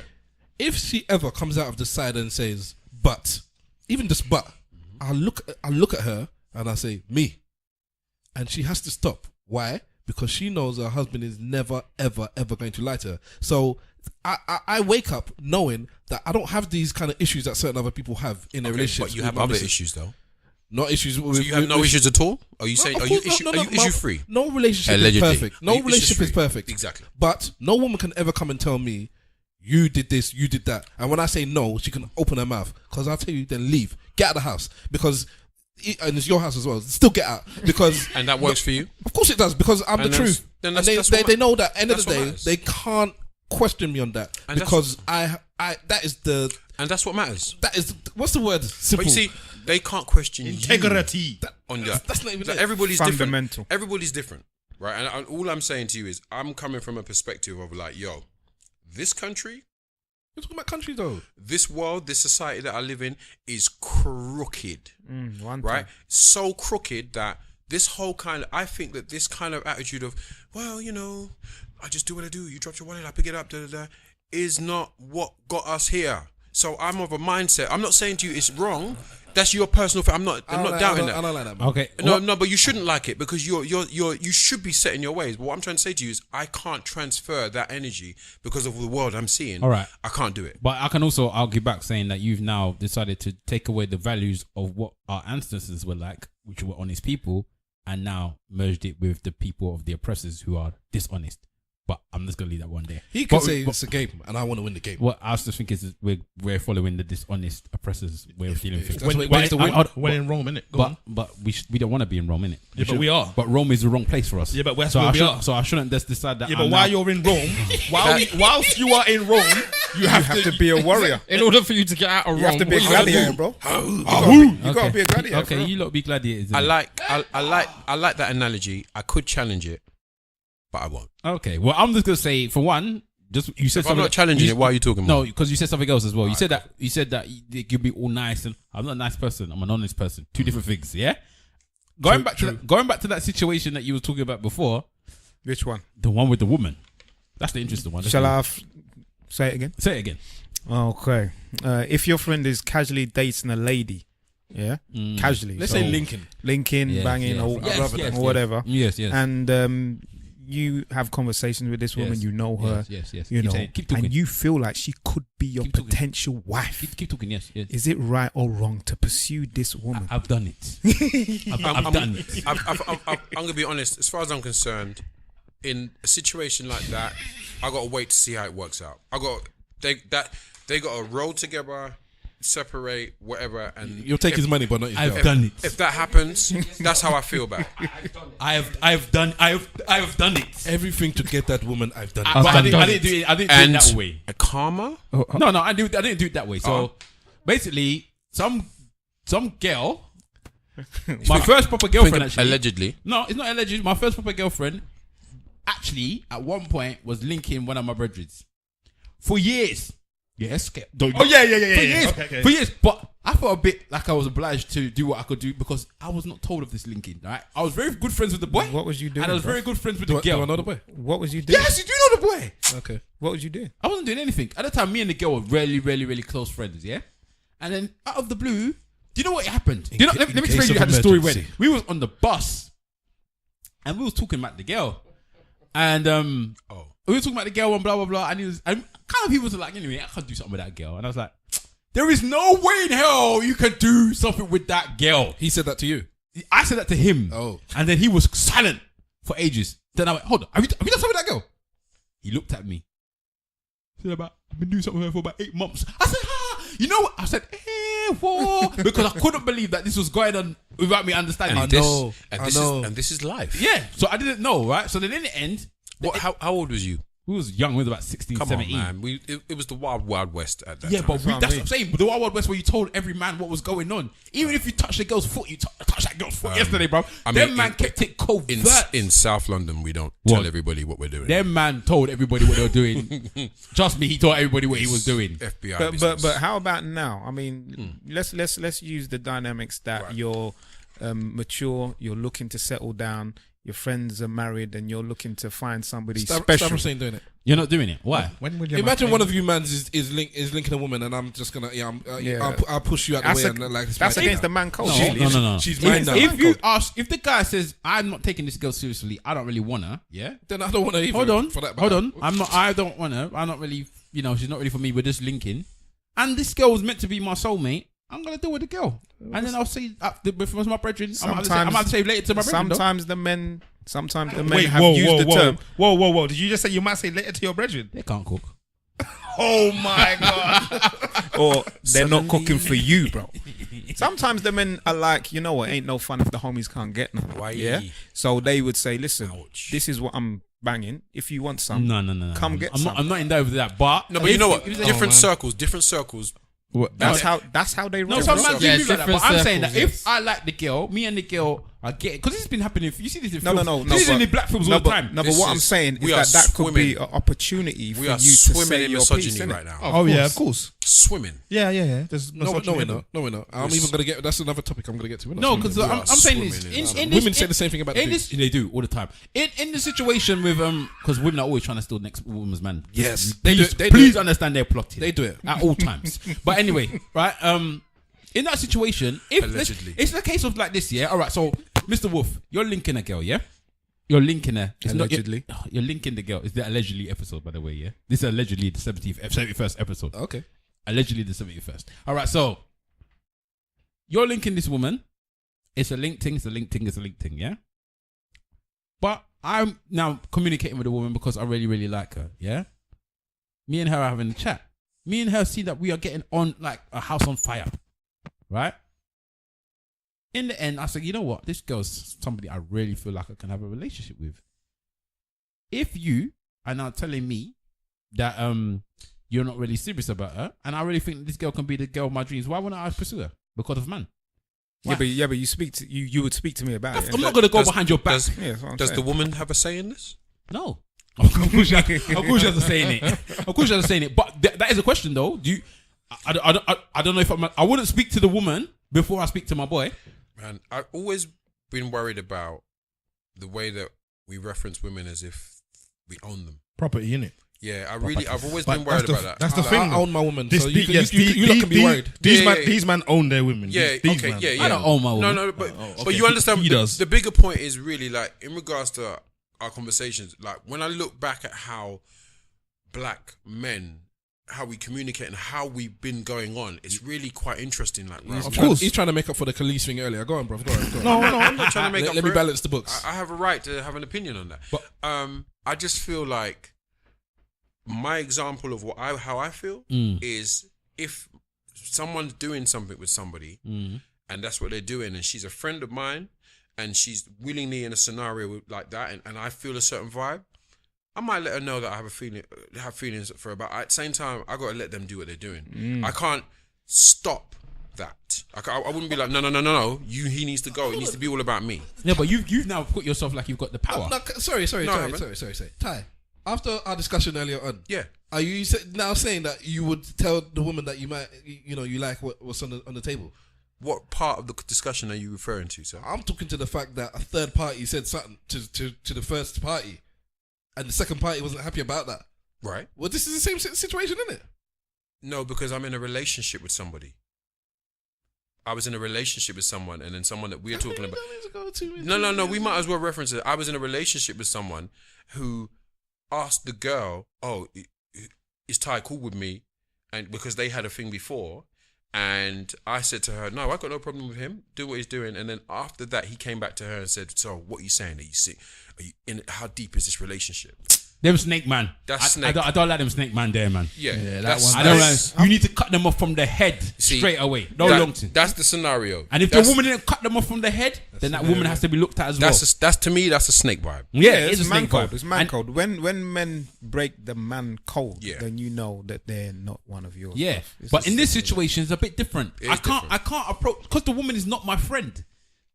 My allegiance at this present moment is to my friend. So that's why I'm going to speak to my friend first and say, look, what is the situation with you and this woman? So- do you really like this woman, or are you just doing any nonsense with this woman? So hold on, let me land. No, So, because I have to do this now. You said the woman isn't your friend, but you've become friends. Hence no, why no, you. no, no, Hence why you. You know the woman, innit? No. feeling That some word, kind of- that word friend is a big thing for me. Remember, I'm not one of them man that just throw Okay, that then word you around. know the with woman, it. you I know know the her, woman. but this is my friend. I know her. You are somebody I know, and I potentially like. Not everybody's wife is their friend, you know. Don't let it confuse yourself. Alright? So, can you say that again? Not And with everyone's wife is their friend. The truth. That's the truth. I'm not That's a friends with my snippet wife. right there. You know. No, if we weren't going out, would I be with my wife? Right. So Some women doesn't listening like to the doing nothing. podcast Allegedly. and men are like, whoa. but I'm saying, innit? So the person I got to, I understand what you're saying. Where does the woman come into this situation? And of course, after I'm gonna speak to her. I can't just say, you know what, I bought you. You're my property now. I've bought you off Mr. Wolf for 50 naira. That's not how it works, is it? But Was for 50 naira. 50 naira. let's cut. Go on, let's see. simple. Get a new cable. Hello. Man's kind of like he's on. So yeah, He's so on the I'm phone. saying that like a proper hello, can you hear me? I hear me. But with regards to the situation, I gotta speak to my boy and I gotta say, look, are you in a serious thing, or is this something that you're messing this girl up with? One, because I like the girl, I don't need to mess with her in the first place, and two, I like her. I think we're dwelling on that point too much, but I want to hear from Simple Simon and the actor before we get back to the flesh of it, which is morals and Yeah. what's the thing? Okay. Morals and Morals and ethics. and ethics. Yeah, we'll get back to the source of it. But Simple Simon, that actor, you've been a bit quiet on this, probably because both of you are not nice people. But let me hear it from your own mouths. This man. Go on. No, you go Oh, on. you aren't nice anyway. Go on. Not nice. Not nice. Do you know what? I don't know, because I think I've done the same thing that Wahala's done. I've done it. I've done it. So I'll relate to a story that went with me. This was a good few years ago. My first girlfriend, I'll say my first girlfriend. I blatantly took her from a fellow brethren. It wasn't even a brethren. It wasn't a tight brethren. Is that why Karma come back and hit you, then? How did Karma come back and hit me? Is this the one that I was before me? The one that was before you. Yes. Quite possibly. Yes, it is the one that was. You lot was going out. No. They are married. No. Just even though you don't, they are married though. Okay. That is his first wife. Just so you understand that. All right. Yeah. Not in the sexual term, but in the they did everything together. Not amorously. To the point that, you know, if one did something without the other, they'll be upset about it. Even now, it's like when he goes out without me, I'm like, bro, Why didn't you tell me? Why didn't you tell me? And he's got a new crowd now, innit? Got it. Acting bastards. Anyway, so okay, yeah, but I think there was some sort of karma because Why was there? because you were crying over that woman later on. But anyway, continue after that. Crying. So yeah, So yeah, when I was with my boys, we was in the West End, and we met these girls, and standard, and we all kind of went off in our own separate directions with these girls. So there was a certain girl that I was linking, weren't really feeling her, and the girl that I'd ended up being with was linking a said friend. But I'd always go and see this girl. I always hang out with her. We'd always talk. Snake. There's nothing snaky about You know it. what? My missus told me that he comes to the shop sometimes, you know. That's another story. Evil monkey. He's all pointing the finger. at. I'm not gonna say no. No, She so just told me one sometimes time pop in. I'm That's that talking. evil One time monkey I'm stare, talking man. to the girl, and we're talking about the relationship. How's things going? Oh, things all right. You know, don't get to see each other much, but it's cool. All right, cool, no worries. I'm gonna be down your area. Do you want to hang out? Do some I didn't do this, bro. Me and your situation is two different situations. Bro, that was smooth. So how? I just have. Can I just say something? You're the snake. That's why you grew your hair. This is Drake. Wait. So how's things with you and your dude? What's that song you did? Fingy's room, Marvin's room. Yeah, Marvin's room. That's Marvin's room business. I'm Go not. check the lyrics from Marvin. I'm- I'm- do better. Yeah, you know you could do better than your I'm man. not. I'm not out here judging or nothing like that because you know, like, you know what I'm saying. We Bro, roll what do you deep mean? on- You got the wig on your head. I'm not out here judging. Yeah, but you're a whore. You're an absolute whore. You are the That's- snake. I would never deny the fact that Finish your story. I've been Finish your a story. whore in Finish your life. story. Snake. Finish your story. Finish your story. So things weren't going well with them Serpent. too. It Yep. was nothing to do with me. I wasn't in there. I was already seeing somebody else at the time. I stopped seeing that person. Oh, so you wanted to have your cake and eat it? Can't No. There's nothing about that. I just stopped seeing that person. We all collectively went out as a group. You good? Said male left because he was upset with something. Cool. The rest of us were still hanging out. Oh no. Leftovers. Proper Jerry.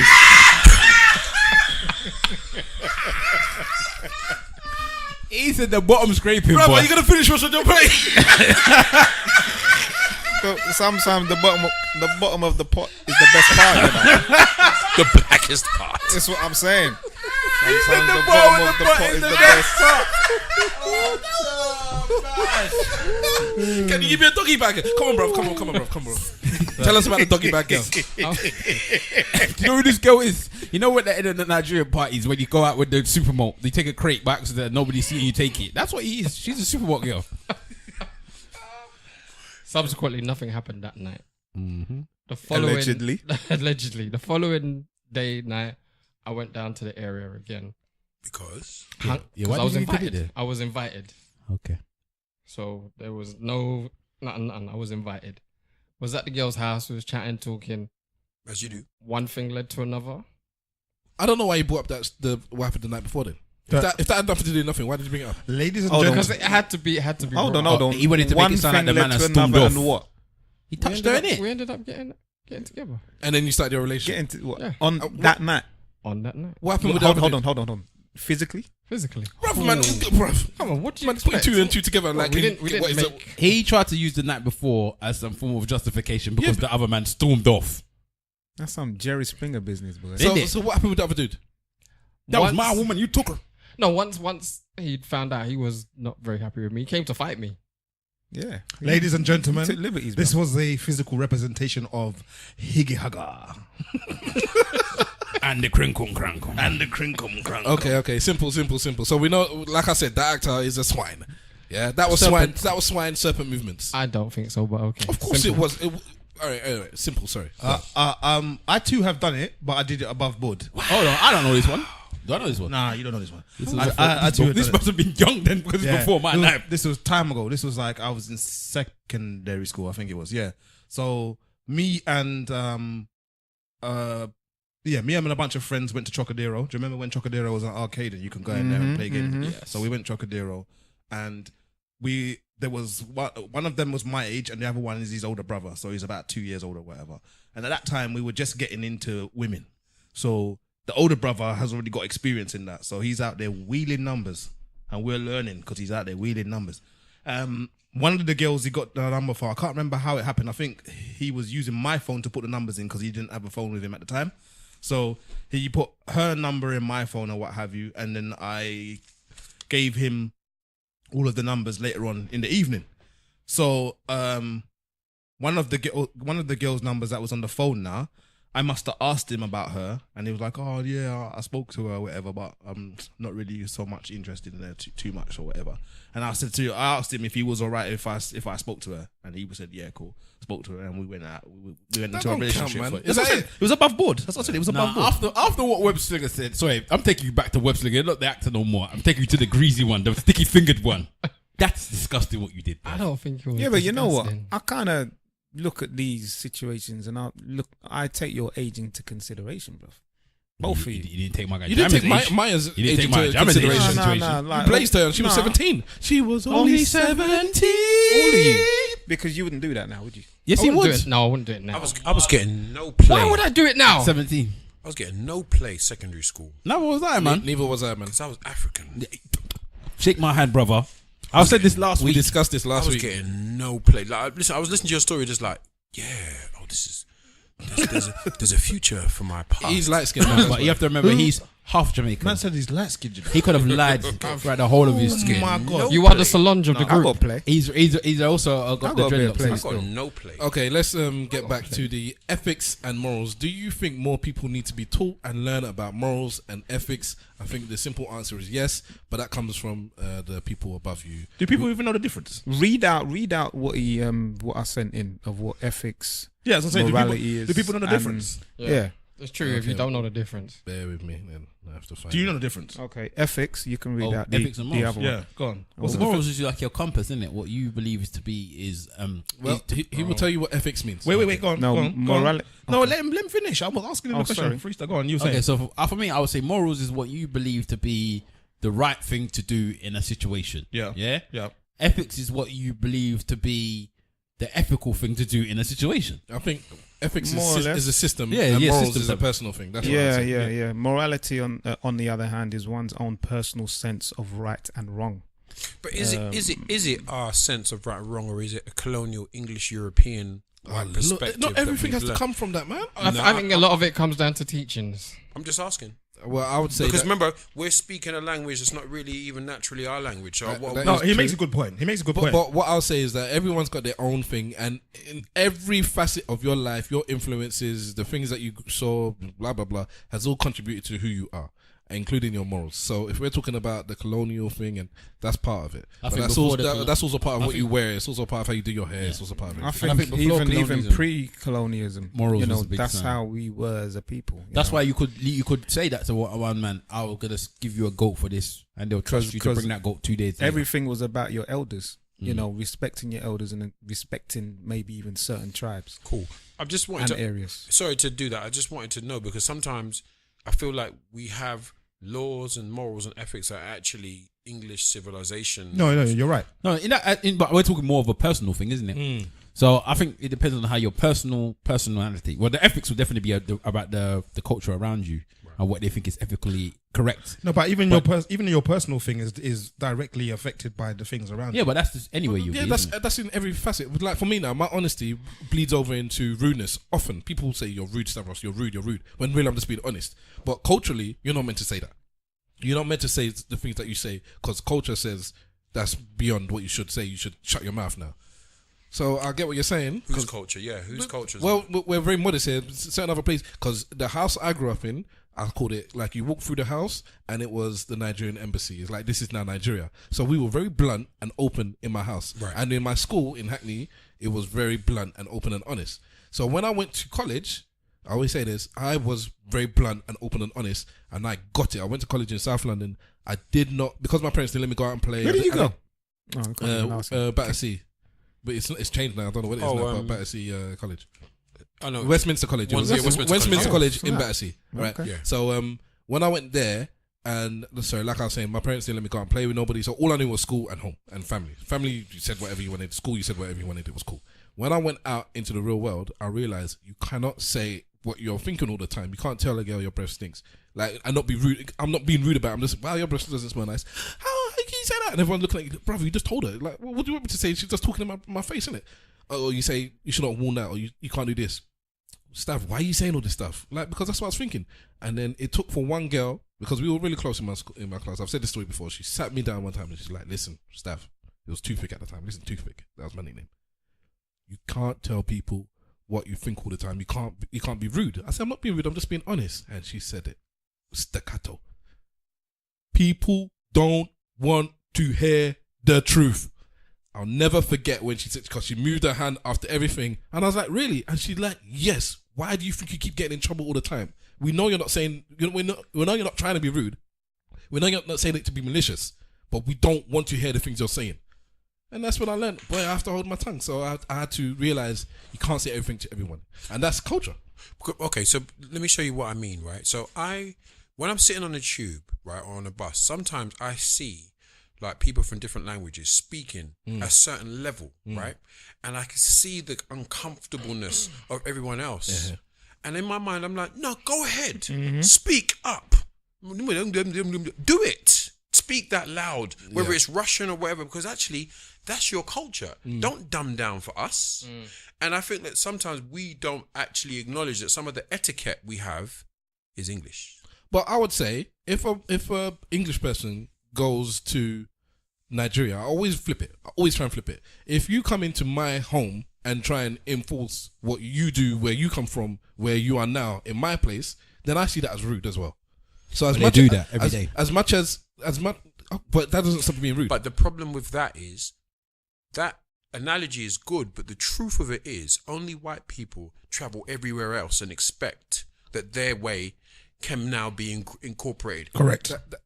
Only white people do that the best. Correct. They're like, yo, you know, like if you go to Nigerians don't do that. I went to A Nigerian will never ever go to Sweden and expect somebody to be able to speak their language. An English I'm not person talking will about go, speaking language, but they'll keep the bass in their voice. No Nigerian is lowering their tone because I'm in Sweden. I'm in England now. But we understand. But here's the thing: like this is a conversation because this conversation escalates.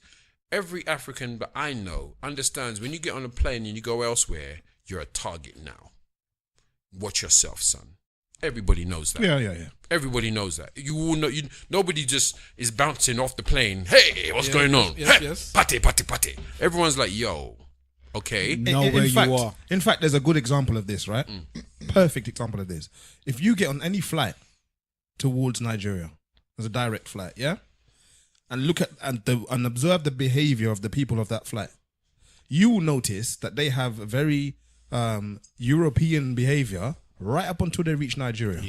And as soon as the doors open in Nigeria, everybody's Nigerian again. Yeah? And the same thing happens on the way back. You get on a plane, everybody's Nigerian. The minute you get into the European airspace, all of a sudden, all of the things that you saw and you heard from these people completely changed. Isn't that again. just adapting to your environment? Well, you can say that, but it's the same thing that we're talking about. This is the conversation we're having. It's both of those things. It's adapting to your environment, and it's also preparing yourself to fit into this other climate. And you're like, okay, so because I think one of the things that we don't talk about and our parents don't tell us is how they learn to morph into culture here, because they learn there's certain things that they have, like put certain music on. My mum's but then on the tube she's acting a certain way. She's demure. John Reeves, man. John Reeves. Jim Reeves. Jim Reeves. They learn certain things. They learn like, okay, like my parents are very kind of like, okay, Ben, what you're gonna do is don't leave one job before you get the other one. You know, they're very kind of like, this is how you do it. And you know, the workplace, don't ever let them really see who you really are. Oh yeah. Work twice as hard to get half as much. But also, like, don't, you know, because I think my parents are aghast at my ability to say, no, that's white power structure. I don't agree. They're like, what are you doing? What are you doing? You don't say that. And it's like, you know what I mean? Like, and we have this new confidence that they don't, they've kind of been. Okay, so going off that conversation, because I don't want to skip this man's question, because we've kind of done it. Right. Do you think that we need to start teaching the young people a moral compass, an ethical compass that maybe links us back home? The wrong and right things? Yeah. I don't think it has to be back home. It just has to be. There's right and wrong is just right and wrong wherever you go. We need back home. Look at these kids right now. We need back home. The mentality you do, but morals is morals. Wherever you go, morals is morals. No, because morals is a personal thing. Well, okay. So my morals is the right one. No, yeah, but then it's the right one for you. It's not the right one for everybody else. It's the right one for everyone else. Because in reality, morals is what will allow you to live your life and sleep at night without having nightmares. That is the crux of it. Yeah, because someone will shank somebody today and feel no way about it tomorrow, because the reason why they shanked them, they feel morally was the correct reason. Okay, all right, then let's just talk about like right and wrong kind of things. And I think, yes, the foundation should be right and wrong. This is what you yeah. And I think this answer is yes. I think the foundation is appropriate behavior at appropriate times. Foundation. I don't think it's about right and wrong, because sometimes an action at the wrong time is the wrong action. And we spoke about that previously, because when it comes to violence, we are dead against beating on females, of course. You lot keep saying that, but I've said sometimes. And we said in the previous conversation that if obviously somebody is being malicious to your mother, then you're gonna do what? Kick her in the chest. Shouldn't laugh at that. But the point is, the action is wrong. But moralistically, you would say the action is wrong, but it was at the appropriate time. And that's why I co-sign what Simple Simon is saying. It's the right behavior. It's a certain behavior at a certain time. Right. Okay. You know. I will bring it back to White Men Can't Jump, which is one of the, I think, 3 or 4 films that I say is a staple in films where you can learn from nearly every scene. It says Man, you can learn from the Green Mile. You could, but it's really. Yeah, you can learn from any film. But I think White Men Can't Jump is a film where there's just many lessons, and one of those lessons that come through is when Rosie Perez or what's her name is talking to Billy Hoyt, what's his name? David Woody Harrison. Woody Harrison, sorry. Woody Harrison. And she's saying sometimes you need to do the right things for the wrong reasons, or the wrong things for the right reasons, and sometimes you need to. And he didn't get it at the time. It's only at the end he understood it, and I can't find the quote. It's Unfortunately, being right street now. savvy. But it's like That's what it is. And being street savvy sometimes requires a little bit of dishonesty, that I say in inverted commas. You know. okay. Are we from the street, or are we from somewhere else? Can we talk about the first date one? What? Is that the one you want to go into? There's a couple, but I think that's Alright. one that's a bit Okay. more. I'm from my mum's house. light-hearted. All right, I'm going to Yes. flick out the last lot, and then we can pick one. Can you be a celebrity or famous person in 2018 without social media? I think we've spoken a lot about social media already. Yeah, but I'm done. What's too much to spend on a first date? Oh my goodness. We can talk about the Facebook dating app and what your view is on that. You can merge the two. UBI, which is universal. We can talk about that anytime. So, universal basic income, though, is something I want you guys to be aware of, because it's coming at some point. The incel movement. I don't know if any of you guys have heard about this. I'll flesh it out, and then you can talk about it if you want to. This is what I said we'd get to when we talk about misogyny, because the incel movement is incel, INCEL, and it stands for involuntary celibate. Involuntary celibate. Involuntary celibate, i.e., these are men that want to bang. They want to get women, but for whatever reason, because they ain't got no game, because they're ugly, because they're broke, they can't get it. And now it's got to the point where these people actually have a title, incel. They have a movement, and I don't know if you know about the person. What? I don't know why. Hold on. There's a movement of man that can't bang. Yeah, there's a listen, the man in Canada, yeah, that ran over people and killed 10 people. Yeah. He was an The incel. terrorist. It was one of the incels.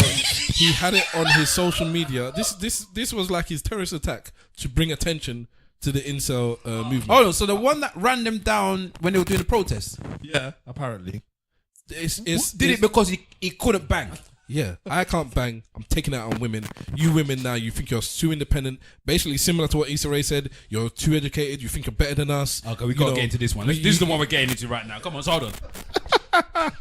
This is why you need an arm, man. It's necessary, bruv. All right. Hold on. Wait a minute. Wait a goddamn minute. So you're saying? Hold on, you can't just decide that we're talking about that. So we got that and the first date things. We could. No, I want to talk about the incel thing, bruv. You want to talk about the inside? I was unaware of this. I didn't even know what you were talking. Hold on. So the people have now created so man them that can't sleep with women, not because they don't want to, but because they have no physical game. They want to. They can't get. But they can pay. Some of them don't have money. Maybe they don't have money either. They can pay. The incel rebellion. It's a rebellion. What are they rebelling against? About the fact that Not they being can't able rape to women. bang. Yeah, but how can you rebel against that? They can't rape them. Some self-identified incels, as they call themselves. You gotta remember, bro. Some prostitutes won't take you if you're ugly. Can I? You have to at least I'll explain it. times. Some self-identified incels, as they call themselves, Allegedly. have developed an elaborate Allegedly. political explanation for their sexual failures. One that centers on the idea that women are shallow, Wow. vicious, Wow. and only attracted to hyper-masculine men. They have a terrorist They group. see this as a profound injustice against men like them who suffer from inherent genetic disadvantage through no fault of their own. A small radical fringe believes that violence, especially against women, is an appropriate response. And that the incel rebellion or beta male uprising will eventually overturn the sexual status quo. I'm sorry. They need some help with their They're PR dangerous. and their marketing. They're Because very how the dangerous. fuck can you be Beta- scared of a beta male uprising? Yeah, bruv. That's a secondary And- male. and can I- It's a secondary But male. that's what they're calling themselves. No. They're very dangerous. Before we They're move fooling forward, They're very dangerous people. Before we move forward, I just want to point out that the media community have been going backwards and forwards on whether they should highlight this thing, because right now it's still a fringe thing. Like, you guys don't know about it. Like, if you go to Reddit and stuff like that, they have groups where This is dangerous. hundreds and hundreds and thousands and thousands This of people is are so growing. dangerous. It's like, yes, I identify with this. Hold on. They're a terrorist group. And people are saying, should we talk about this? Because you're gonna have that one person out of 1,000 or whatever that's gonna be like, yeah, I identify with this. Is me they're talking about, and join this group. It's more than 1 in 1,000. Similar to like another terrorist group. You don't necessarily bring it up because then people say, I identify and I try to This join. is so dangerous. This the Academy of Sideman. No, bro. No. The Academy of Sideman. No, because if it was Sideman, then it would have this problem. This is dangerous. I don't understand. You don't understand how dangerous this actually is. Academy of Extraordinary Side. Yeah. Wahala We has need now to make sprung an into action. Xavier No, school let me- for the ungifted. The ungifted ones. Let me tell you how dangerous this actually is, because it's That was actually quite a funny joke. yeah, it is. It was good. The reason why it's dangerous is because the number is probably higher than people expect it to be. Of course, it's going to be higher. And you know what's gonna happen? Come on to?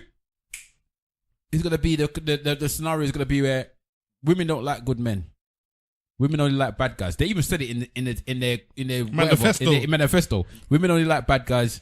You hate us. And women will quite happily tell you that they don't like these good guys as well. They'll quite openly say that we don't like these types of guys. So it's not even the case that they're not going to feel unjustified for the fact that they can say that. And there's going to be a lot of them. This is like dangerous. These are all the friendship zone guys then. Yes, these are friend zone, man. All I'm saying is this, yeah. Are they on the FBI watch list? Because they're a terrorist group. They are. They're actually a terrorist group. If the man is running down people because of it, and somebody else can see that, remember the problem we've got with men is that men do not know how to take out their aggressions responsibly most times, right? Unless it involves banking. Now imagine if there's no banking, bro. This is dangerous, you know. No, you're right. It's dangerous. It is dangerous. This is why man's but going us- out shooting. Are we saying that? Are we saying that? Answer. Are we saying that our aggression is taken out sexually on the women that we have? I say that a lot of men, when they have pent up aggression, stress, antsy about stuff, And no pure gym membership. yeah, no, even the gym. Because when you get to the gym, the testosterone rises again. Listen, if you're busting and going, why are you making such a noise? Huh? What are you talking about? When you're busting, Why are you doing that? It's the testosterone, that's isn't it? getting the The thing out. tension out. That's getting the tension out. I think men. You men are making that noise. I don't. I'm uncomfortable with. with growling. But I think a lot of the time men do take out their frustrations and all that type of stuff in sex. I think women do the same thing as well, by the way. It's not a case of just a man. Okay, yeah, okay. So, but imagine if they don't have that. And men are already hyper aggressive. Because these beta men, they're saying they're beta men, but they're still hyper aggressive men. Right? Beta men. Trust me. There's men out there. Who are you guys? Remember I We're the told you- beta squad. Remember I told you to bring me back to a situation. We're the alphas. Don't worry, we're here. Remember I told you to bring me back to a situation I spoke about earlier. You know what? It kind of touches on this. Call the X-Men. This dude call in the Beatles. Canada was not the first man to do this. In 2014, a sexually frustrated man named Elliot Roger killed 6 and wounded 14 in a shooting spree in California. Just know you're a man. Is he not a terrorist then? He justified his action because what the thing was, they said that the first this Canadian man, they didn't count him as a terrorist, but that's a different thing. Anyway, he justified his actions in a lengthy and creepy manifesto sent to his acquaintances and then widely shared online as a retaliation against women as a group for refusing to provide him with the sex he is owed. You see, that's how men think. This is what I'm trying to say. This man has become a hero to many incels. So hang on a minute. This is how you start. This is how you start a movement. He You know? is the The person leader. in Canada praised him as the supreme gentleman. This is Wow. how you start You a were the movement. supreme So beta. So I wait, just- no. I just- So what's the? So there's alpha, there's beta. What's the C? What's the next one? What's the next one called? Craps. Dick Beta. Allow it. Sorry. No, did you say Ghanaians? Oh, for fuck's sake! Stop it. That wasn't me. You're savage. That wasn't me. No, but seriously, seriously, there's alpha, there's beta. What is the third one? What is the It's third? Kappa, innit? Is Is it Kappa? I don't know. So what I'm saying is, This is all Greek. so what I'm saying is, it's all Greek to me. Alpha, beta, delta. so what in Delta? Yeah. Yeah, it's alpha, the Greek beta, alphabet. delta. All right, Greek so alphabet, let's yeah. say, so if there's a bunch of Delta man around, these beta mans are alphas, right? That's how it works. Delta man would be like kids, bro. But I have to say though, there is something that I don't understand. Is there's some people that This is wild. that basically don't have game, that find it awkward talking with women or getting to a certain base, which is fine enough, who are not necessarily vicious. Or there are people that, are we saying that everybody that eventually gets to a point where they've got no game and they can't get none, and eventually get to a point where they get aggressive and they get wild out? No, not necessarily aggressive. It's a pent-up frustration, though. Yeah, Isn't it? but So we're jumping from nerd to serial killer. No, I'm talking about it could lead to depression. Okay. Which the depression could then lead to actions. It doesn't necessarily have to mean that you're gonna go kill everybody else, but you might just kill yourself. But porn is free now. But but that's not the same. man don't want to beat. Man wants but- to properly beat. Or hold on. it could lead to nothing. But beat and maybe this group could be a group that could benefit a lot of men. But no, because they're saying that they're saying that it's the woman that's. How can that be benefit men? Do you not listen to what they're saying? Not all of it turns to violence, but That's what I'm saying. But the general consensus, Premise is, the premise is it's the woman's fault. It's the woman's fault. Women do Owe not us sex. Yeah, they owe us sex. and you're not giving us what we're owed. I'll tell you what then. So these beta Like mans, Nas, these beta you're saying. mans, they've already, these beta mans have already. Crick. Say what you like. Oh, Joker. No, he said no. It's worse than that. It's What's what's your your price? So anyway, so these beta mans, they've all come together. That they've come together and formed like Voltron. So they've already got their own little community and stuff. Surely, these are going to be the mans that are, responsible for the great sale of all of these. What do you call it? These dolls, these sex dolls. These are the mans that are going to buy them, right? No. Why? Because they think the woman owes. These are gonna end up being rapists and murderers. Right. Because they think the woman owes them the sex. They don't think a sex doll owes them the sex. Fair they enough. think the woman owes you. You owe me sex. These are dangerous groups. So are you saying Bravehearts? You owe me the song by Nas and the Bravehearts. Now you say you That's the owe anthem me for the incel something. people. I'm saying it. Owe me back because you owe my- me sex. That is what that song That is what that song is about. if That is the most hyper masculinity song that you could ever If write. you listen to But the anyway, lyrics for that song, I'm actually Shorty, I'm gonna bring up the lyrics. say what's your price? If you back If it up, you back it up, you can, you wear can my hold hand. my ice. Now just say you Owe me something. I told you Nas is a false prophet. But anyway. But anyway. So, you know this guy that's the lead, that's supposedly now the leader of this beta company, this beta group. The B movie clue. The B Incel. movie I don't group. know him, but go on. He sounds a bit like a modern day David Koresh. You know David Koresh that did Waco? Because you know he was supposedly not attractive to women, but because he had this godlike complex because of everything he was saying about the end of the world and I'm gonna take you to salvation, he was able to marry X amount of women and impregnate them and all of that. So is this guy just like that now? He's becoming that person. Bro, I don't know, but he's dangerous. This is a dangerous situation. To be honest with Waco you- was dangerous. No, to be honest with you, I shouldn't laugh, but I just find it so preposterous. But Wahala is right. It is dangerous. And it's dangerous because they have already come together. They've banded together, and people don't know about them, which is even more important. Mans are gonna be looking at certain mans like, boy, you look a bit Alpha. You look a bit incel to me. You bro. can't. You look you a bit beta to You me. can't slap a man in the street no more. You can't do it. But this is what I'm saying. And what people are going to do is start blaming it on the women. Okay, you know what? Actually, because I think we're just going around in circles with this. Oh, we definitely go in circles. It does actually play on the situation about the how much should you pay on a first date. Because this is my question. I was on Twitter and people were talking about the Shard. And for some reason, a lot of people talk about going to dinner in the Shard. And some of the things bringing up were, why are people making such a big deal about the Shard? And some of the men were saying, if you take a girl to the Shard on a first date, like you're a waste. Like you're like, why would you do that? Why would you spend so much? And another thing was, if you spend a lot on the first date with a woman, she ain't gonna respect you. She's gonna think that you're trying to impress her too much, and it's a turn off.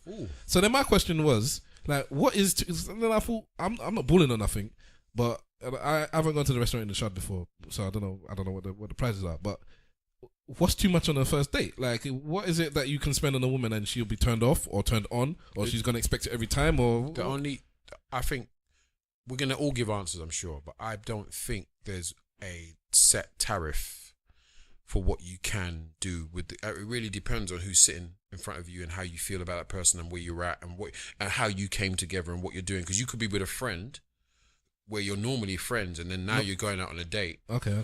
And that's different from you met a girl on the street, or you met a girl in a dance, and you put a number in your hand and you phoned her tomorrow and you go to the Shard.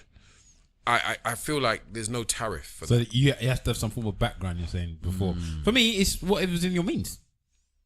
If you're paying something out of your means to take that person on a date, then that's too much. But the point he said about there is people or women that you can date that or go somewhere where if you try to impress them or you try to spend too much money, they're looking. You know, there are men that actually think, right, you know what? If I spend a certain amount of money, I can get. Yeah, I'm not disputing that, not like Nas. But I'm saying with regards to this, I'm saying that if you're asking me what is too me as a person, what is too much? It's anything that's out of my means. I did actually ask when I did do that. I said I don't want to be rude. Don't take it as a rude thing. But I'm asking you, what do you think too much is on a date? Because he was the one that's saying, why would you take a girl to the Shard on the first date? Like you're bugging. And then he said, and he came back with a very intelligent. He said, "Listen, when I do my food shopping, yeah, I like spending maybe." He said about £100. I don't know if he meant a month or a week or whatever it is, but he said, "So I'm not going to one restaurant and spending more than £100 in a restaurant for one date on the first date because I just feel that's ridiculous. It's more than what I've got in my house." And I said, "That's fair enough." It's basically what you just said. That's within his means because if he knows he spends £100 on grocery shopping, why am I going out on one night and spending £100 too? And I said, fair enough, that makes sense. That's cool, but for me, dropping £100 on a dinner, it don't mean nothing. So that's Nice. when I thought like Dropping £100 on dinner for me is I'm looking at her like my face is turning. But then you're going, When were you? but then that's the point. Then. 100. You know what? There's a podcast I listen to. You know what? I'm gonna tell you the truth. Go on. I'm into a situation where if I go on a date with a woman, I want to see whether how she's looking at the payment scenario. Oh, I want to see that. You flipped the game. You flipped the game. I don't mind flopping the game. I'm saying to this, I want to see whether. Hold on, I'm cutting off his mic. Hold on, His so mic- you- his mic- I've cut off. Hold on. So you hold on. Can I say what I'm saying? Are you looking go for on, the go on, reach? Because I'm not backtracking. I'm going to tell you the truth. Go. What I'm saying is, if I go out on a date with someone where we mutually agree to meet and go somewhere, These are right? the views of and we're vibing. and not of the real men of the yeah, Eloquently and Saying not the Nothing real men podcast. of the eyes, right? I want to see how Beta. she feels. Yeah, beta. Call me what you want. I want to see how she feels about chipping in to pay for the bill. So hold on. I want to see. Hold on, hold on. I wanna see that. No. So are you the man? Are you the man? Because there is this situation I'm that a man. No. Okay, the type of man. Because there's a situation when women discuss with certain us type of man that don't like it. Are you the man that the woman should do the reach? When I say the reach, is when the bill comes Right. and they reach for their purse Right. to indicate that they are willing to pay if you want them to. their half. I want to see The whether, willingness. I want to see whether you're just on some kind of like, yes, obviously you're You're on the paying. freeness, isn't it? Yeah, because normally I would pay, but I've got out of the mindset of thinking that I'm a man because I paid for it. Girls, don't date men like this. No, don't date me. Don't do it. But don't date me, but call me. But what I'm saying is, right, is I like to see character-wise. I'm the sort of guy. I'm gonna throw it in. I might get dismissed from the group from here on. I'm the sort of guy that I like to see if a woman would holler at me. I don't just do all the chasing. No, I don't chase women. Like, so if someone hollers at me, I'm actually like, oh, let me. Yeah, I don't chase women. You're that brave? I'm listening to you. See, Because you're this could be you're showing me stuff. Yeah, but, Let I me mean, ask- but people see you on TV. Stavros, what is it that he said there that you are dead against? Okay, just before I tell you how wrong you are and how disappointed I am in you as an elder. I'm okay with that. All right. 1993. One thing I'll say is that there's a podcast I used to listen to, but it's called Beige Village podcast. And big up my nephew, he listens to it as well. And one of the things he said that I loved, and I couldn't articulate it, but he put it in a way that made sense. He said, listen, I go out and I wear nice clothes, I drive a nice car, I go to fancy restaurants. He said, if I'm going out to eat steak, what I do is I go out and I eat steak. When I go out, I eat steak. Yeah, I buy nice shoes or whatever. When I take a girl to a restaurant, I'm still eating steak. So why can't she eat steak with me? Why would I take a girl and I'm eating steak and you're having a hamburger? That's what he said. And that made perfect sense to me. Because when I go out, I'm the type of person to eat 2 or 3 things on the menu just because I don't want to know what it tastes like, and I'll have a couple of bites of it. And you might have seen it where I take a couple of bites of something and I don't even want the rest anymore. I just want to see what it tastes like. And if I can do that on myself, then when you're beside me, it's like you're in my aura. Can I respond? We can do that. Yes, can I go respond? ahead. Okay. So when I go out on a date with a woman, right, I'm looking to find stuff out. I'm not going on a date to eat food. I can eat food in my house. I'm trying to find out things about your personality. I'm trying to see, do you take your handbag with you when you go to the toilet on a first date? I'm trying to see stuff. Oh, what does that? So, what does that indicate? It doesn't indicate stuff. I'm looking for it. I'm looking. Do you understand? I'm trying to read the woman. Yeah. What I'm trying to say to you is this thing that I'm saying is I'm trying to read as much about this person in her actions. But Stav hasn't I still agree told with us you. Okay. what he doesn't All like. I agree what with he you. has a problem with. When I go on a date, I said it's an interview. When I go to eat steak, I'm not going to eat steak. I'm going to eat steak with this person that I like. The steak is an excuse to sit with her. Well, for me, I'm gonna eat the steak anyway. So Yeah, then but you just happen to be with me. And most times, women would But have invited me. what I'm trying to say is, when I go on a date, right, I'm not sitting there like, oh my god, I hope this steak is juicy. I'm more like, yo, Yeah, I can this multitask. is. I'm like, I've got you sitting down with me. The excuse is to have dinner or to go to cinema or whatever. So Alright, I'm trying to get Alright. to know you, but read certain things like what's your personality, what's your vibe, what's the do's and don'ts. Fully agree. That's all I'm. I don't argue with that at all. Yeah. That is what I But do. what you're I arguing with- fully co-sign that. Yeah. Yeah, that's what you go on a But- date to analyze the woman. That's what I say. Anyways, so I don't know what you people do. I analyze the woman. right. So that's good. Now, the situation about seeing if the woman will pay. So the impression I get is you're happy to pay. You just want to see what she's gonna do around that situation. I'm always happy to pay. I've been in situations where the woman wants to pay. And And then and as a man, I've not felt my manhood Hold on. decrease because she's done that. Do you let her pay? On my first date Any day. or any date. Sometimes. Lord of God. My wife, I've been with 7 years. How many times I can count on my hands, one hand the amount of time I've allowed, and that is the word, allowed her to pay. And That's the way that you move. Innit? Not everybody moves the same way. She's not even allowed. It's like this comes she has back. to ask my permission. Equality. But this comes She back. has to This ask comes my back. permission. This comes back to what ethic is that, and where does that come from? Gaza. All right. In my opinion, a woman is all right. A man Is that an opinion? A man Is your opinion an opinion, or is it a version of a rule that you've learned? potentially. Now, as far as I'm concerned, it's the man's job to provide. Where did we learn that? I think it Because- doesn't matter which country you are, it's the man's job to provide. Apart from Ghana, where some of the women provide, We said yeah? we weren't gonna do that. No, but that's the truth. There's certain situations, there's certain tribes, and in India as well, or Pakistan, where the woman pays the dowry to the man, not the other way around. Right. Oh, Yeah, in Ghana as well. Yeah, there's a tribe in Ghana where they do that. Let's go back. Let's stay on So top. I don't. Yeah. So, but my point is, it's a man's job to provide security and provisions. That is his job. Yeah. That is what I feel nature has said, which is why you're the stronger man. This is why. Sorry, the stronger sex. You're the stronger one because it's your job to secure and provide for the weaker sex, the so-called weaker sex. What about in a gay relationship? Sorry. What about in a gay I'm not relationship? talking about them. All right. So now, when you go to dinner, it my is God. your job to show that you can provide as the man. Now, me, if I go out with a woman and whether she's pretending or she wants to pay, she's getting told off first of all. If she keeps opening her mouth to say she's going to pay, that we ain't dating no more. Latest to you, go find Ty and date him and pay for his dinner, yeah? Right. Because you can't go out with a man like me and insult by talking about you're gonna pay. See, because that's not your job. Your job is different than my job. My job is to provide. That's not your job. To rub a man out, That's bro. not your job. You know what I like about this? In answer to your question, Mr. Wolf, it's not her job. Every situation in life, there's roles, there's situations, there's balance. There's balance. What is her And job? Her job is not to pay for. Is not to provide. What is her Her job? job is not to provide. Yeah, her job is not to provide. So her job is not to provide anything. No, Yeah, but this not, is- not, but we're that- talking about that's early days. in the We're in- fiscal and financial. It we're doesn't in- matter whether it's early. You start as you mean to we're go in on, innit? 2018. You start as you mean to go on. All this first date is different than it. My We're in- first date was the we're- same as my last we're date. in I'm 2018. advocating here. I'm advocating. Yes, sir. No. My first date is the last. Is the same. Sorry, I don't want to keep overlapping. You're the guest. I can No. I can talk about I'm a this guess next I week. can still get knocked out. It's No, all right. let me explain something. With regards to this situation, Yeah, what we're you're running out of saying time, there innit? now, we need to talk about another subject, by the way. Which one? Because is everybody all right to talk about the fight right now? Oh yeah. Oh, David Haye got beaten.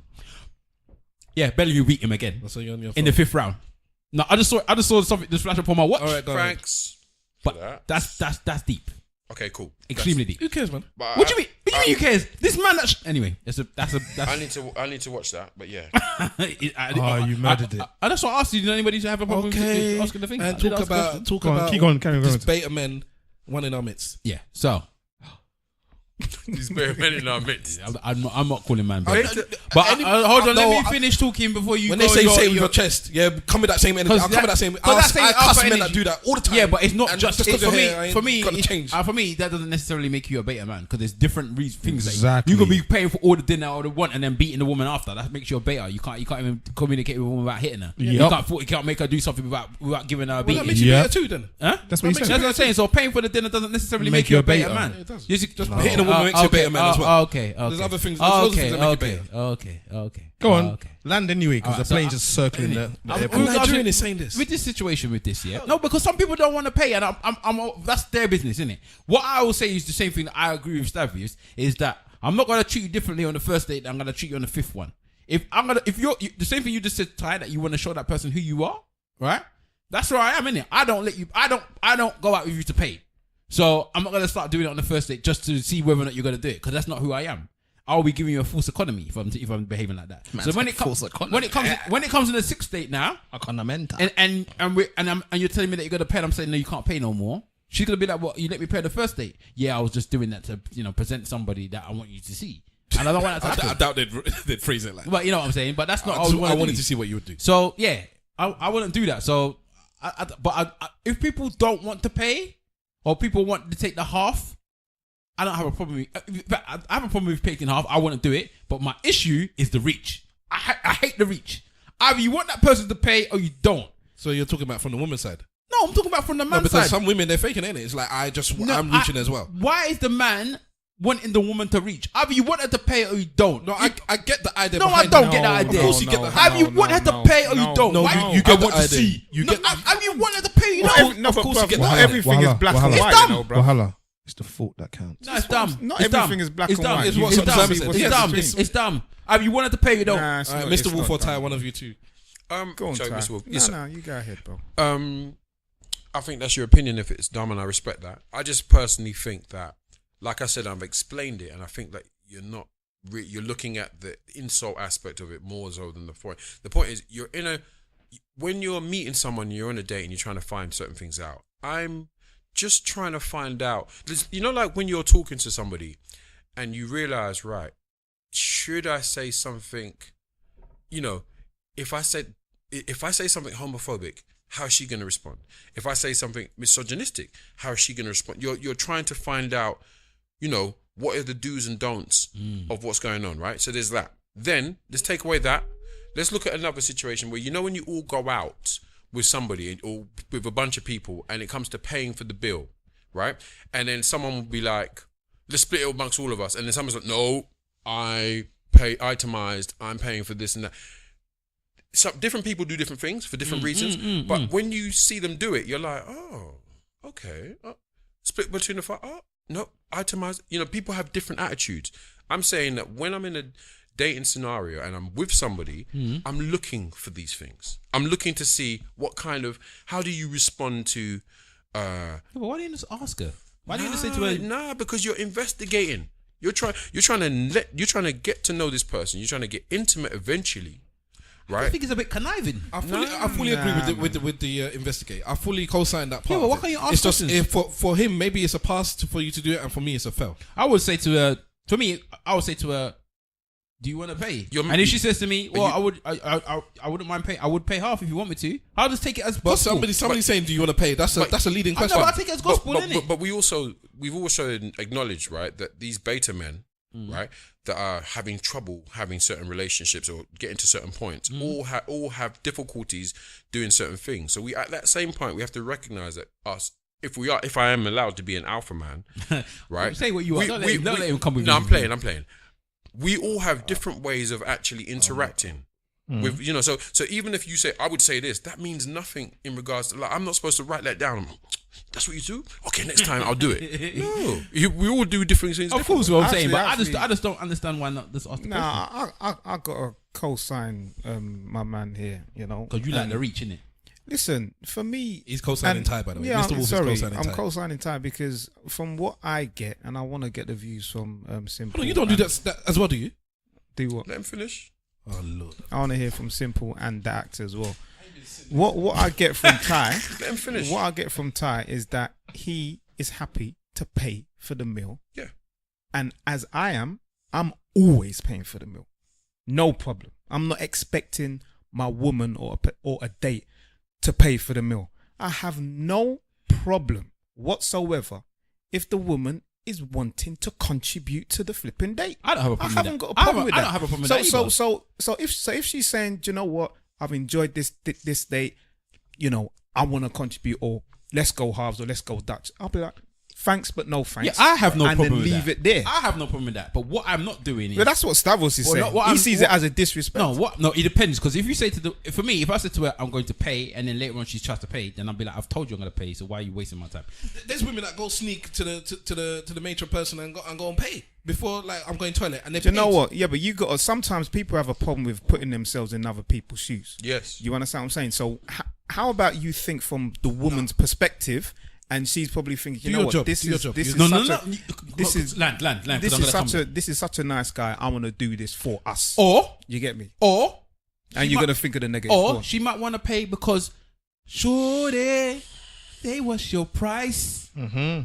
Simple. If you back it up, you can hold my ice. So she's thinking, if you pay for me, you now think I owe you Right. something. So well, Owe that- me back of that, then I bought. There's so many different ways. That's what I'm saying. It's But different. that is it's part of the different test. type of That is women. part of the test. But as then well. also with That the is way part of the test. with the way you talk, yeah, Stavros, with the way you talk in a dating situation, I'm not saying that I know what conversations are going to come up in your date, but with the way you talk, somebody could get the impression that if you paid, you would expect something from them. What? Why? I don't know about that, but No, what I would think is that people would No, want no. to pay just to piss you off. Sorry, can you tell me why? Let me just drop the bomb. Huh? What is it? Because we have to run up. Because I'm saying like you your views on things, the way you come across It's a about it's a dominant view. What a woman's role is, what a man's. If that conversation comes up at the table, I think I get what you're saying. you say what I'm saying, and you get to the end and you're like, yeah, I'm paying. Like she might feel, okay, maybe you owe me something back. That's not your intention, but that's because of how it sounds. Or This she is- might just want to be this defiant. This is coming. Yeah, there's that. But is this coming back to the same thing that you were saying earlier about speaking your mind and not realizing that other people might take it whatever before you found out that your friend told you couldn't do that. So that's what I'm saying. From my point of view, with regards to them situations there, I don't look for the person to do the reach or what have you, and I don't expect them to want to pay. But if in the process of me going to pay, they did that, it would be something that I take into account. Okay, won't so even blink. you've done the reach. How much is too much? And then that actor, and then Mr. Wolf, you can talk about the money as well because you've spoken about the reach. How much is too much? First date, how much is too much? I don't know. Is the answer to the question. Cool. Because my first date, I don't have a formula. Like I'm very. Look at this guy. Here we go. I'm erratic, innit? I'm very erratic when it comes to that kind of thing. So You can't pin me down. yeah, exactly. A first date could be a walk, or it could be like I could end up going anywhere. It could be a walk. It could be cinema. If it's cinema, it might not be a normal cinema. It might How be one much of them. is too much with I all this don't- bullshit I you're don't- talking I about? don't I'm the know. type of person I'll take a plane to go somewhere. If Exactly. I'm not working, like it's that deep. It's based purely on what I feel I want to do at that time. So that's why I'm saying I don't know how much is too much. Yeah, because when Ty was like, it's based on like almost like the relationship you have with the woman. It is. The For me, chemistry- it's not even. For me, it's based on what I want to do. If I want to do something, then I want to do it. It's the same thing. If you're standing beside me, then you're standing beside So, me. yeah. And if you want to roll, let's roll. This is what we're doing, yeah. And so to me, I don't really have a number, so to speak. All right. So that actor, the question of the reach, stroke, the guy into the purse, and how much is too much for a first date? Firstly, I don't think it's something that can be financially quantified. A date is a date, a meal is a meal. Jesus. Like my man Simple said, if you're going out on a date, it could be anything. You could be going for a walk in a park, you're going on a picnic. You make the date what it is. With you, it's probably gonna Shush. be one of You those. make the date what it is. No, with you, because you're an 18th century male, you think women are property. They're not property. Okay? When you're with a woman, you're with a woman. You get to analyze. You get to analyze what it's going to be what your expectations are. You don't have to put it into a financial term. If I'm going to be with you, I'm going to be with you because I like you. We get on. We do this, that, and the How other. much is too I don't much? have to pay for this. But how much is too much? You can't quantify it. You That's can't what put it he's in a saying. financial All of us term, have said. bro. I think every single person, Mr. Wolf has answered it. I said you don't put money. it's There's no organic. limit. It's organic. It depends. Even the on ones that are waiting for women to reach say there's no limit. Yeah, man. You mean Ty? It Come on. depends on. You said it as well. Okay. I have no problem with a woman going out of her way. I'll say it again. We've understood that. That's what So I'm saying. She's He being likes generous. it. He's the type of man that likes it, but He's he's got that's how he likes his ego to be stroked. He likes that type of stuff. You like to be pampered. You're a man that likes No, pampering. Mr. Wolf, let me get what if you insist. And that for you is a pampering Is thing. this chivalry? yes. Partially, yeah, I'll say. With regards to me, it's just that Chivalry is sexist, you know what? though, isn't it? As much as it's Oh, chivalry, that's what I'm saying. as much as it's chivalry, I also do not like anybody paying for me. Period. Ah. So no man should pay for me. Ah.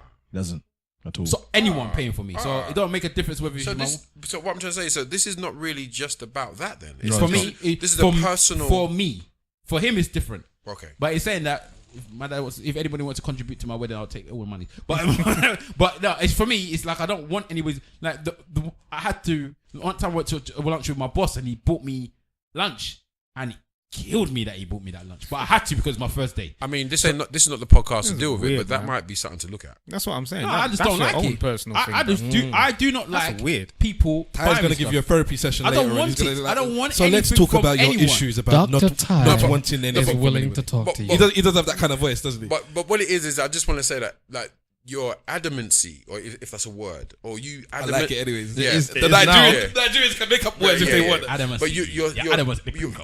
the fact that you're very adamant about like this is what I don't do. I'm like I get it, and I'm like okay. But now that you've explained it more, I'm like because I was feeling bad for a second. No, but it wasn't me that was adamant. It was No, him. but I was feeling bad for a second. I was feeling like I was questioning my manhood, and then I realized I was like this is your way. No, but I wasn't the one that was screaming and shouting that. No, is but a he's big talking thing. about the bit that you just said about not letting people pay. But anyways, Yeah.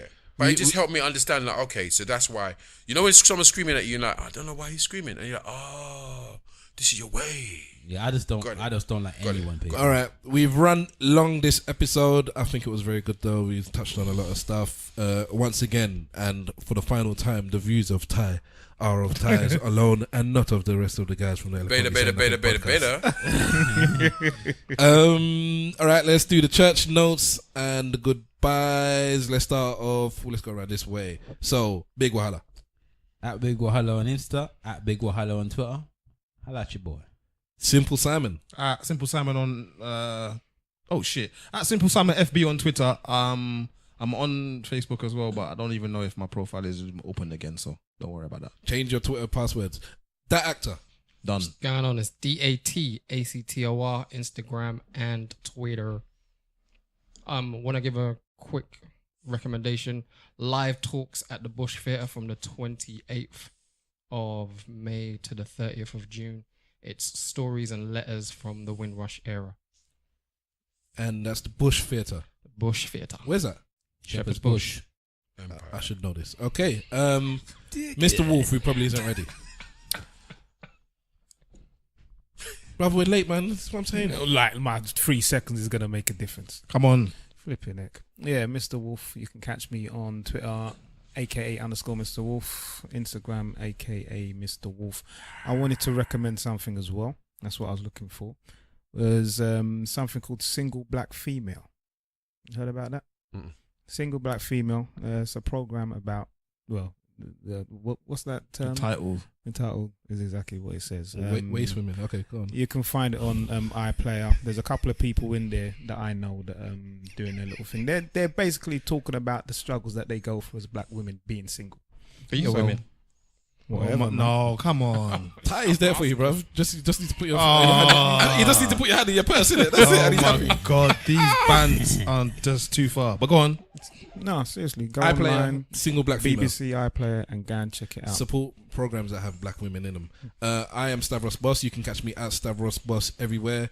Stavros Says this week. Stavros Says is my section where I recommend something. It's a Netflix documentary called Wild Wild Country. It's 6 parts. It's 1 hour every part ish, and it's about this religious stroke, maybe cultish group that moved to Oregon in the States. It touches on Nike actually, and it's just interesting. And the woman in it is gangster, anyways. But watch it. It's called Wild Wild Country, Netflix.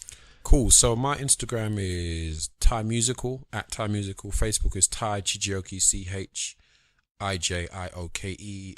On Twitter it's Thai Music, and the website is www.thaimusic.co.uk. The new album is called Work of Heart. It's out. It's a classic. Please get it. Please support it. And I'm on tour as of from the 20th of May to the 26th, so we're going around the UK. We've already done a European tour, so we're doing a UK tour. Thank you very much for having me on. Oh, I like the way Manda stamped his album a classic. You come from. Yeah, are you happy to say your own album is a classic? I Yes, think just say yes, damn it. the reason why I'm saying it's a classic is because it is. Wow. Yeah. I deserve my accolades. Give me my accolades. I'm gonna pay for this whole meal. Everything I've wanted to do in this album, No, I've done it. I'm saying it because it's a word that is being bandied about. I'm saying it not because I believe it's a classic. I'm saying it because I have to sell myself. How long did it take you to make this album? Took me about 2 or 3 years, but it wasn't the making of the album that was the issue. It was the trying to actually get it out into the system that we have now, which is very grime orientated. If you're not, the doors are not open. Like 1Extra can't play my music like it used to. So I see BBC still playing it though. BBC 6 had become my 1Extra that it used to be. So I'm enjoying that. Yeah, I've noticed it because it seems like you put a lot of work into the obviously I follow you, so you see that I follow you. I follow you too. So I see the stuff where you obviously doing the production. I see you looking for the beats, looking for the samples and stuff that you wanted to use for a long time to make this album. Ty produced a lot of his own stuff. So yeah, that's why I asked about the time. Yeah, and the production on it is fantastic. By the way. Thank you. But the production on all your albums is good. That's one of the things I will always know without a shadow of a doubt. The type of production is always going to be the type of production I like because you make the type of hip hop I like. Yeah, but not for everybody. But and that type of hip hop is old school.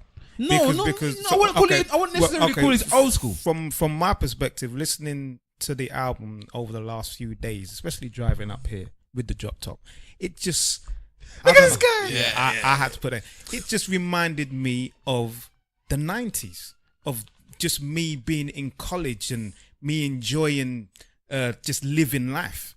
You know what I mean? So listening to the album to me was some more good feel good music, old school hip hop than He's got a lot. What I've heard of. Yeah, you can see a lot of influences with the jazz. Yeah, I know you're definitely a Fella fan because Fella plays quite a few influences in some of the beats that you do. Fella and others. Yeah. So you can see that there's obviously the boom bap era is still in there as well. I know you use the MPC. I know that is your weapon of choice. I know that is definitely in there. So you can see, maybe it has got old school feel to it, but I wouldn't necessarily say it's old school. I'll tell you what it is, right? I've learned that depending on the generation of person that talks, they use the word old school. And hold on 1 second. Yeah. If I do the outro for the podcast, do you want to do a little extra bonus clip it where we actually talk about the album? So we flip that away and from that'll just be its own little section because this is a long podcast now. Are you guys happy with that? Yeah, that's cool. That's cool. All right, so this is jump out. We are going to do a bonus footage now. It's going to be an interview because we don't interview our guests. We have a discussion, but we're going to do an interview with Ty and talk about his latest project and his history of music in the game. Okay. You can find us collectively at ESN Podcast on all your social medias. On Facebook, search for Eloquently Saying Nothing and you'll find us there. If you want to send an email, it's esnpodcast@gmail.com. Use the hashtag ESN Podcast whenever you want to talk about us. If you want to say Stavros and Wahala, you guys are beasts. How dare you try and take away the woman's right to pay? Why are you putting me involved in your Because situation? we both said we don't want women to pay, so yes, I'm including you. Or you want to say, Ty, how dare you? It's your job to pay. Use the hashtag ESNPod and we will search it and find it. Or you can at Ty as well if you want to do that. Also, what's the last thing? There is no last thing. That is everything. Thank you for listening. Listen to the bonus footage about the Ty interview. We are out. Remember, ladies and gentlemen, if you ain't saying nothing, say it well. Slag for life. Incels. Fidel. I come from Brixton. You know what? That song. That chorus is just there. Like that's the one that's. Baby. Are we in the next section? No, we are doing a little thing. I'm gonna give a pause.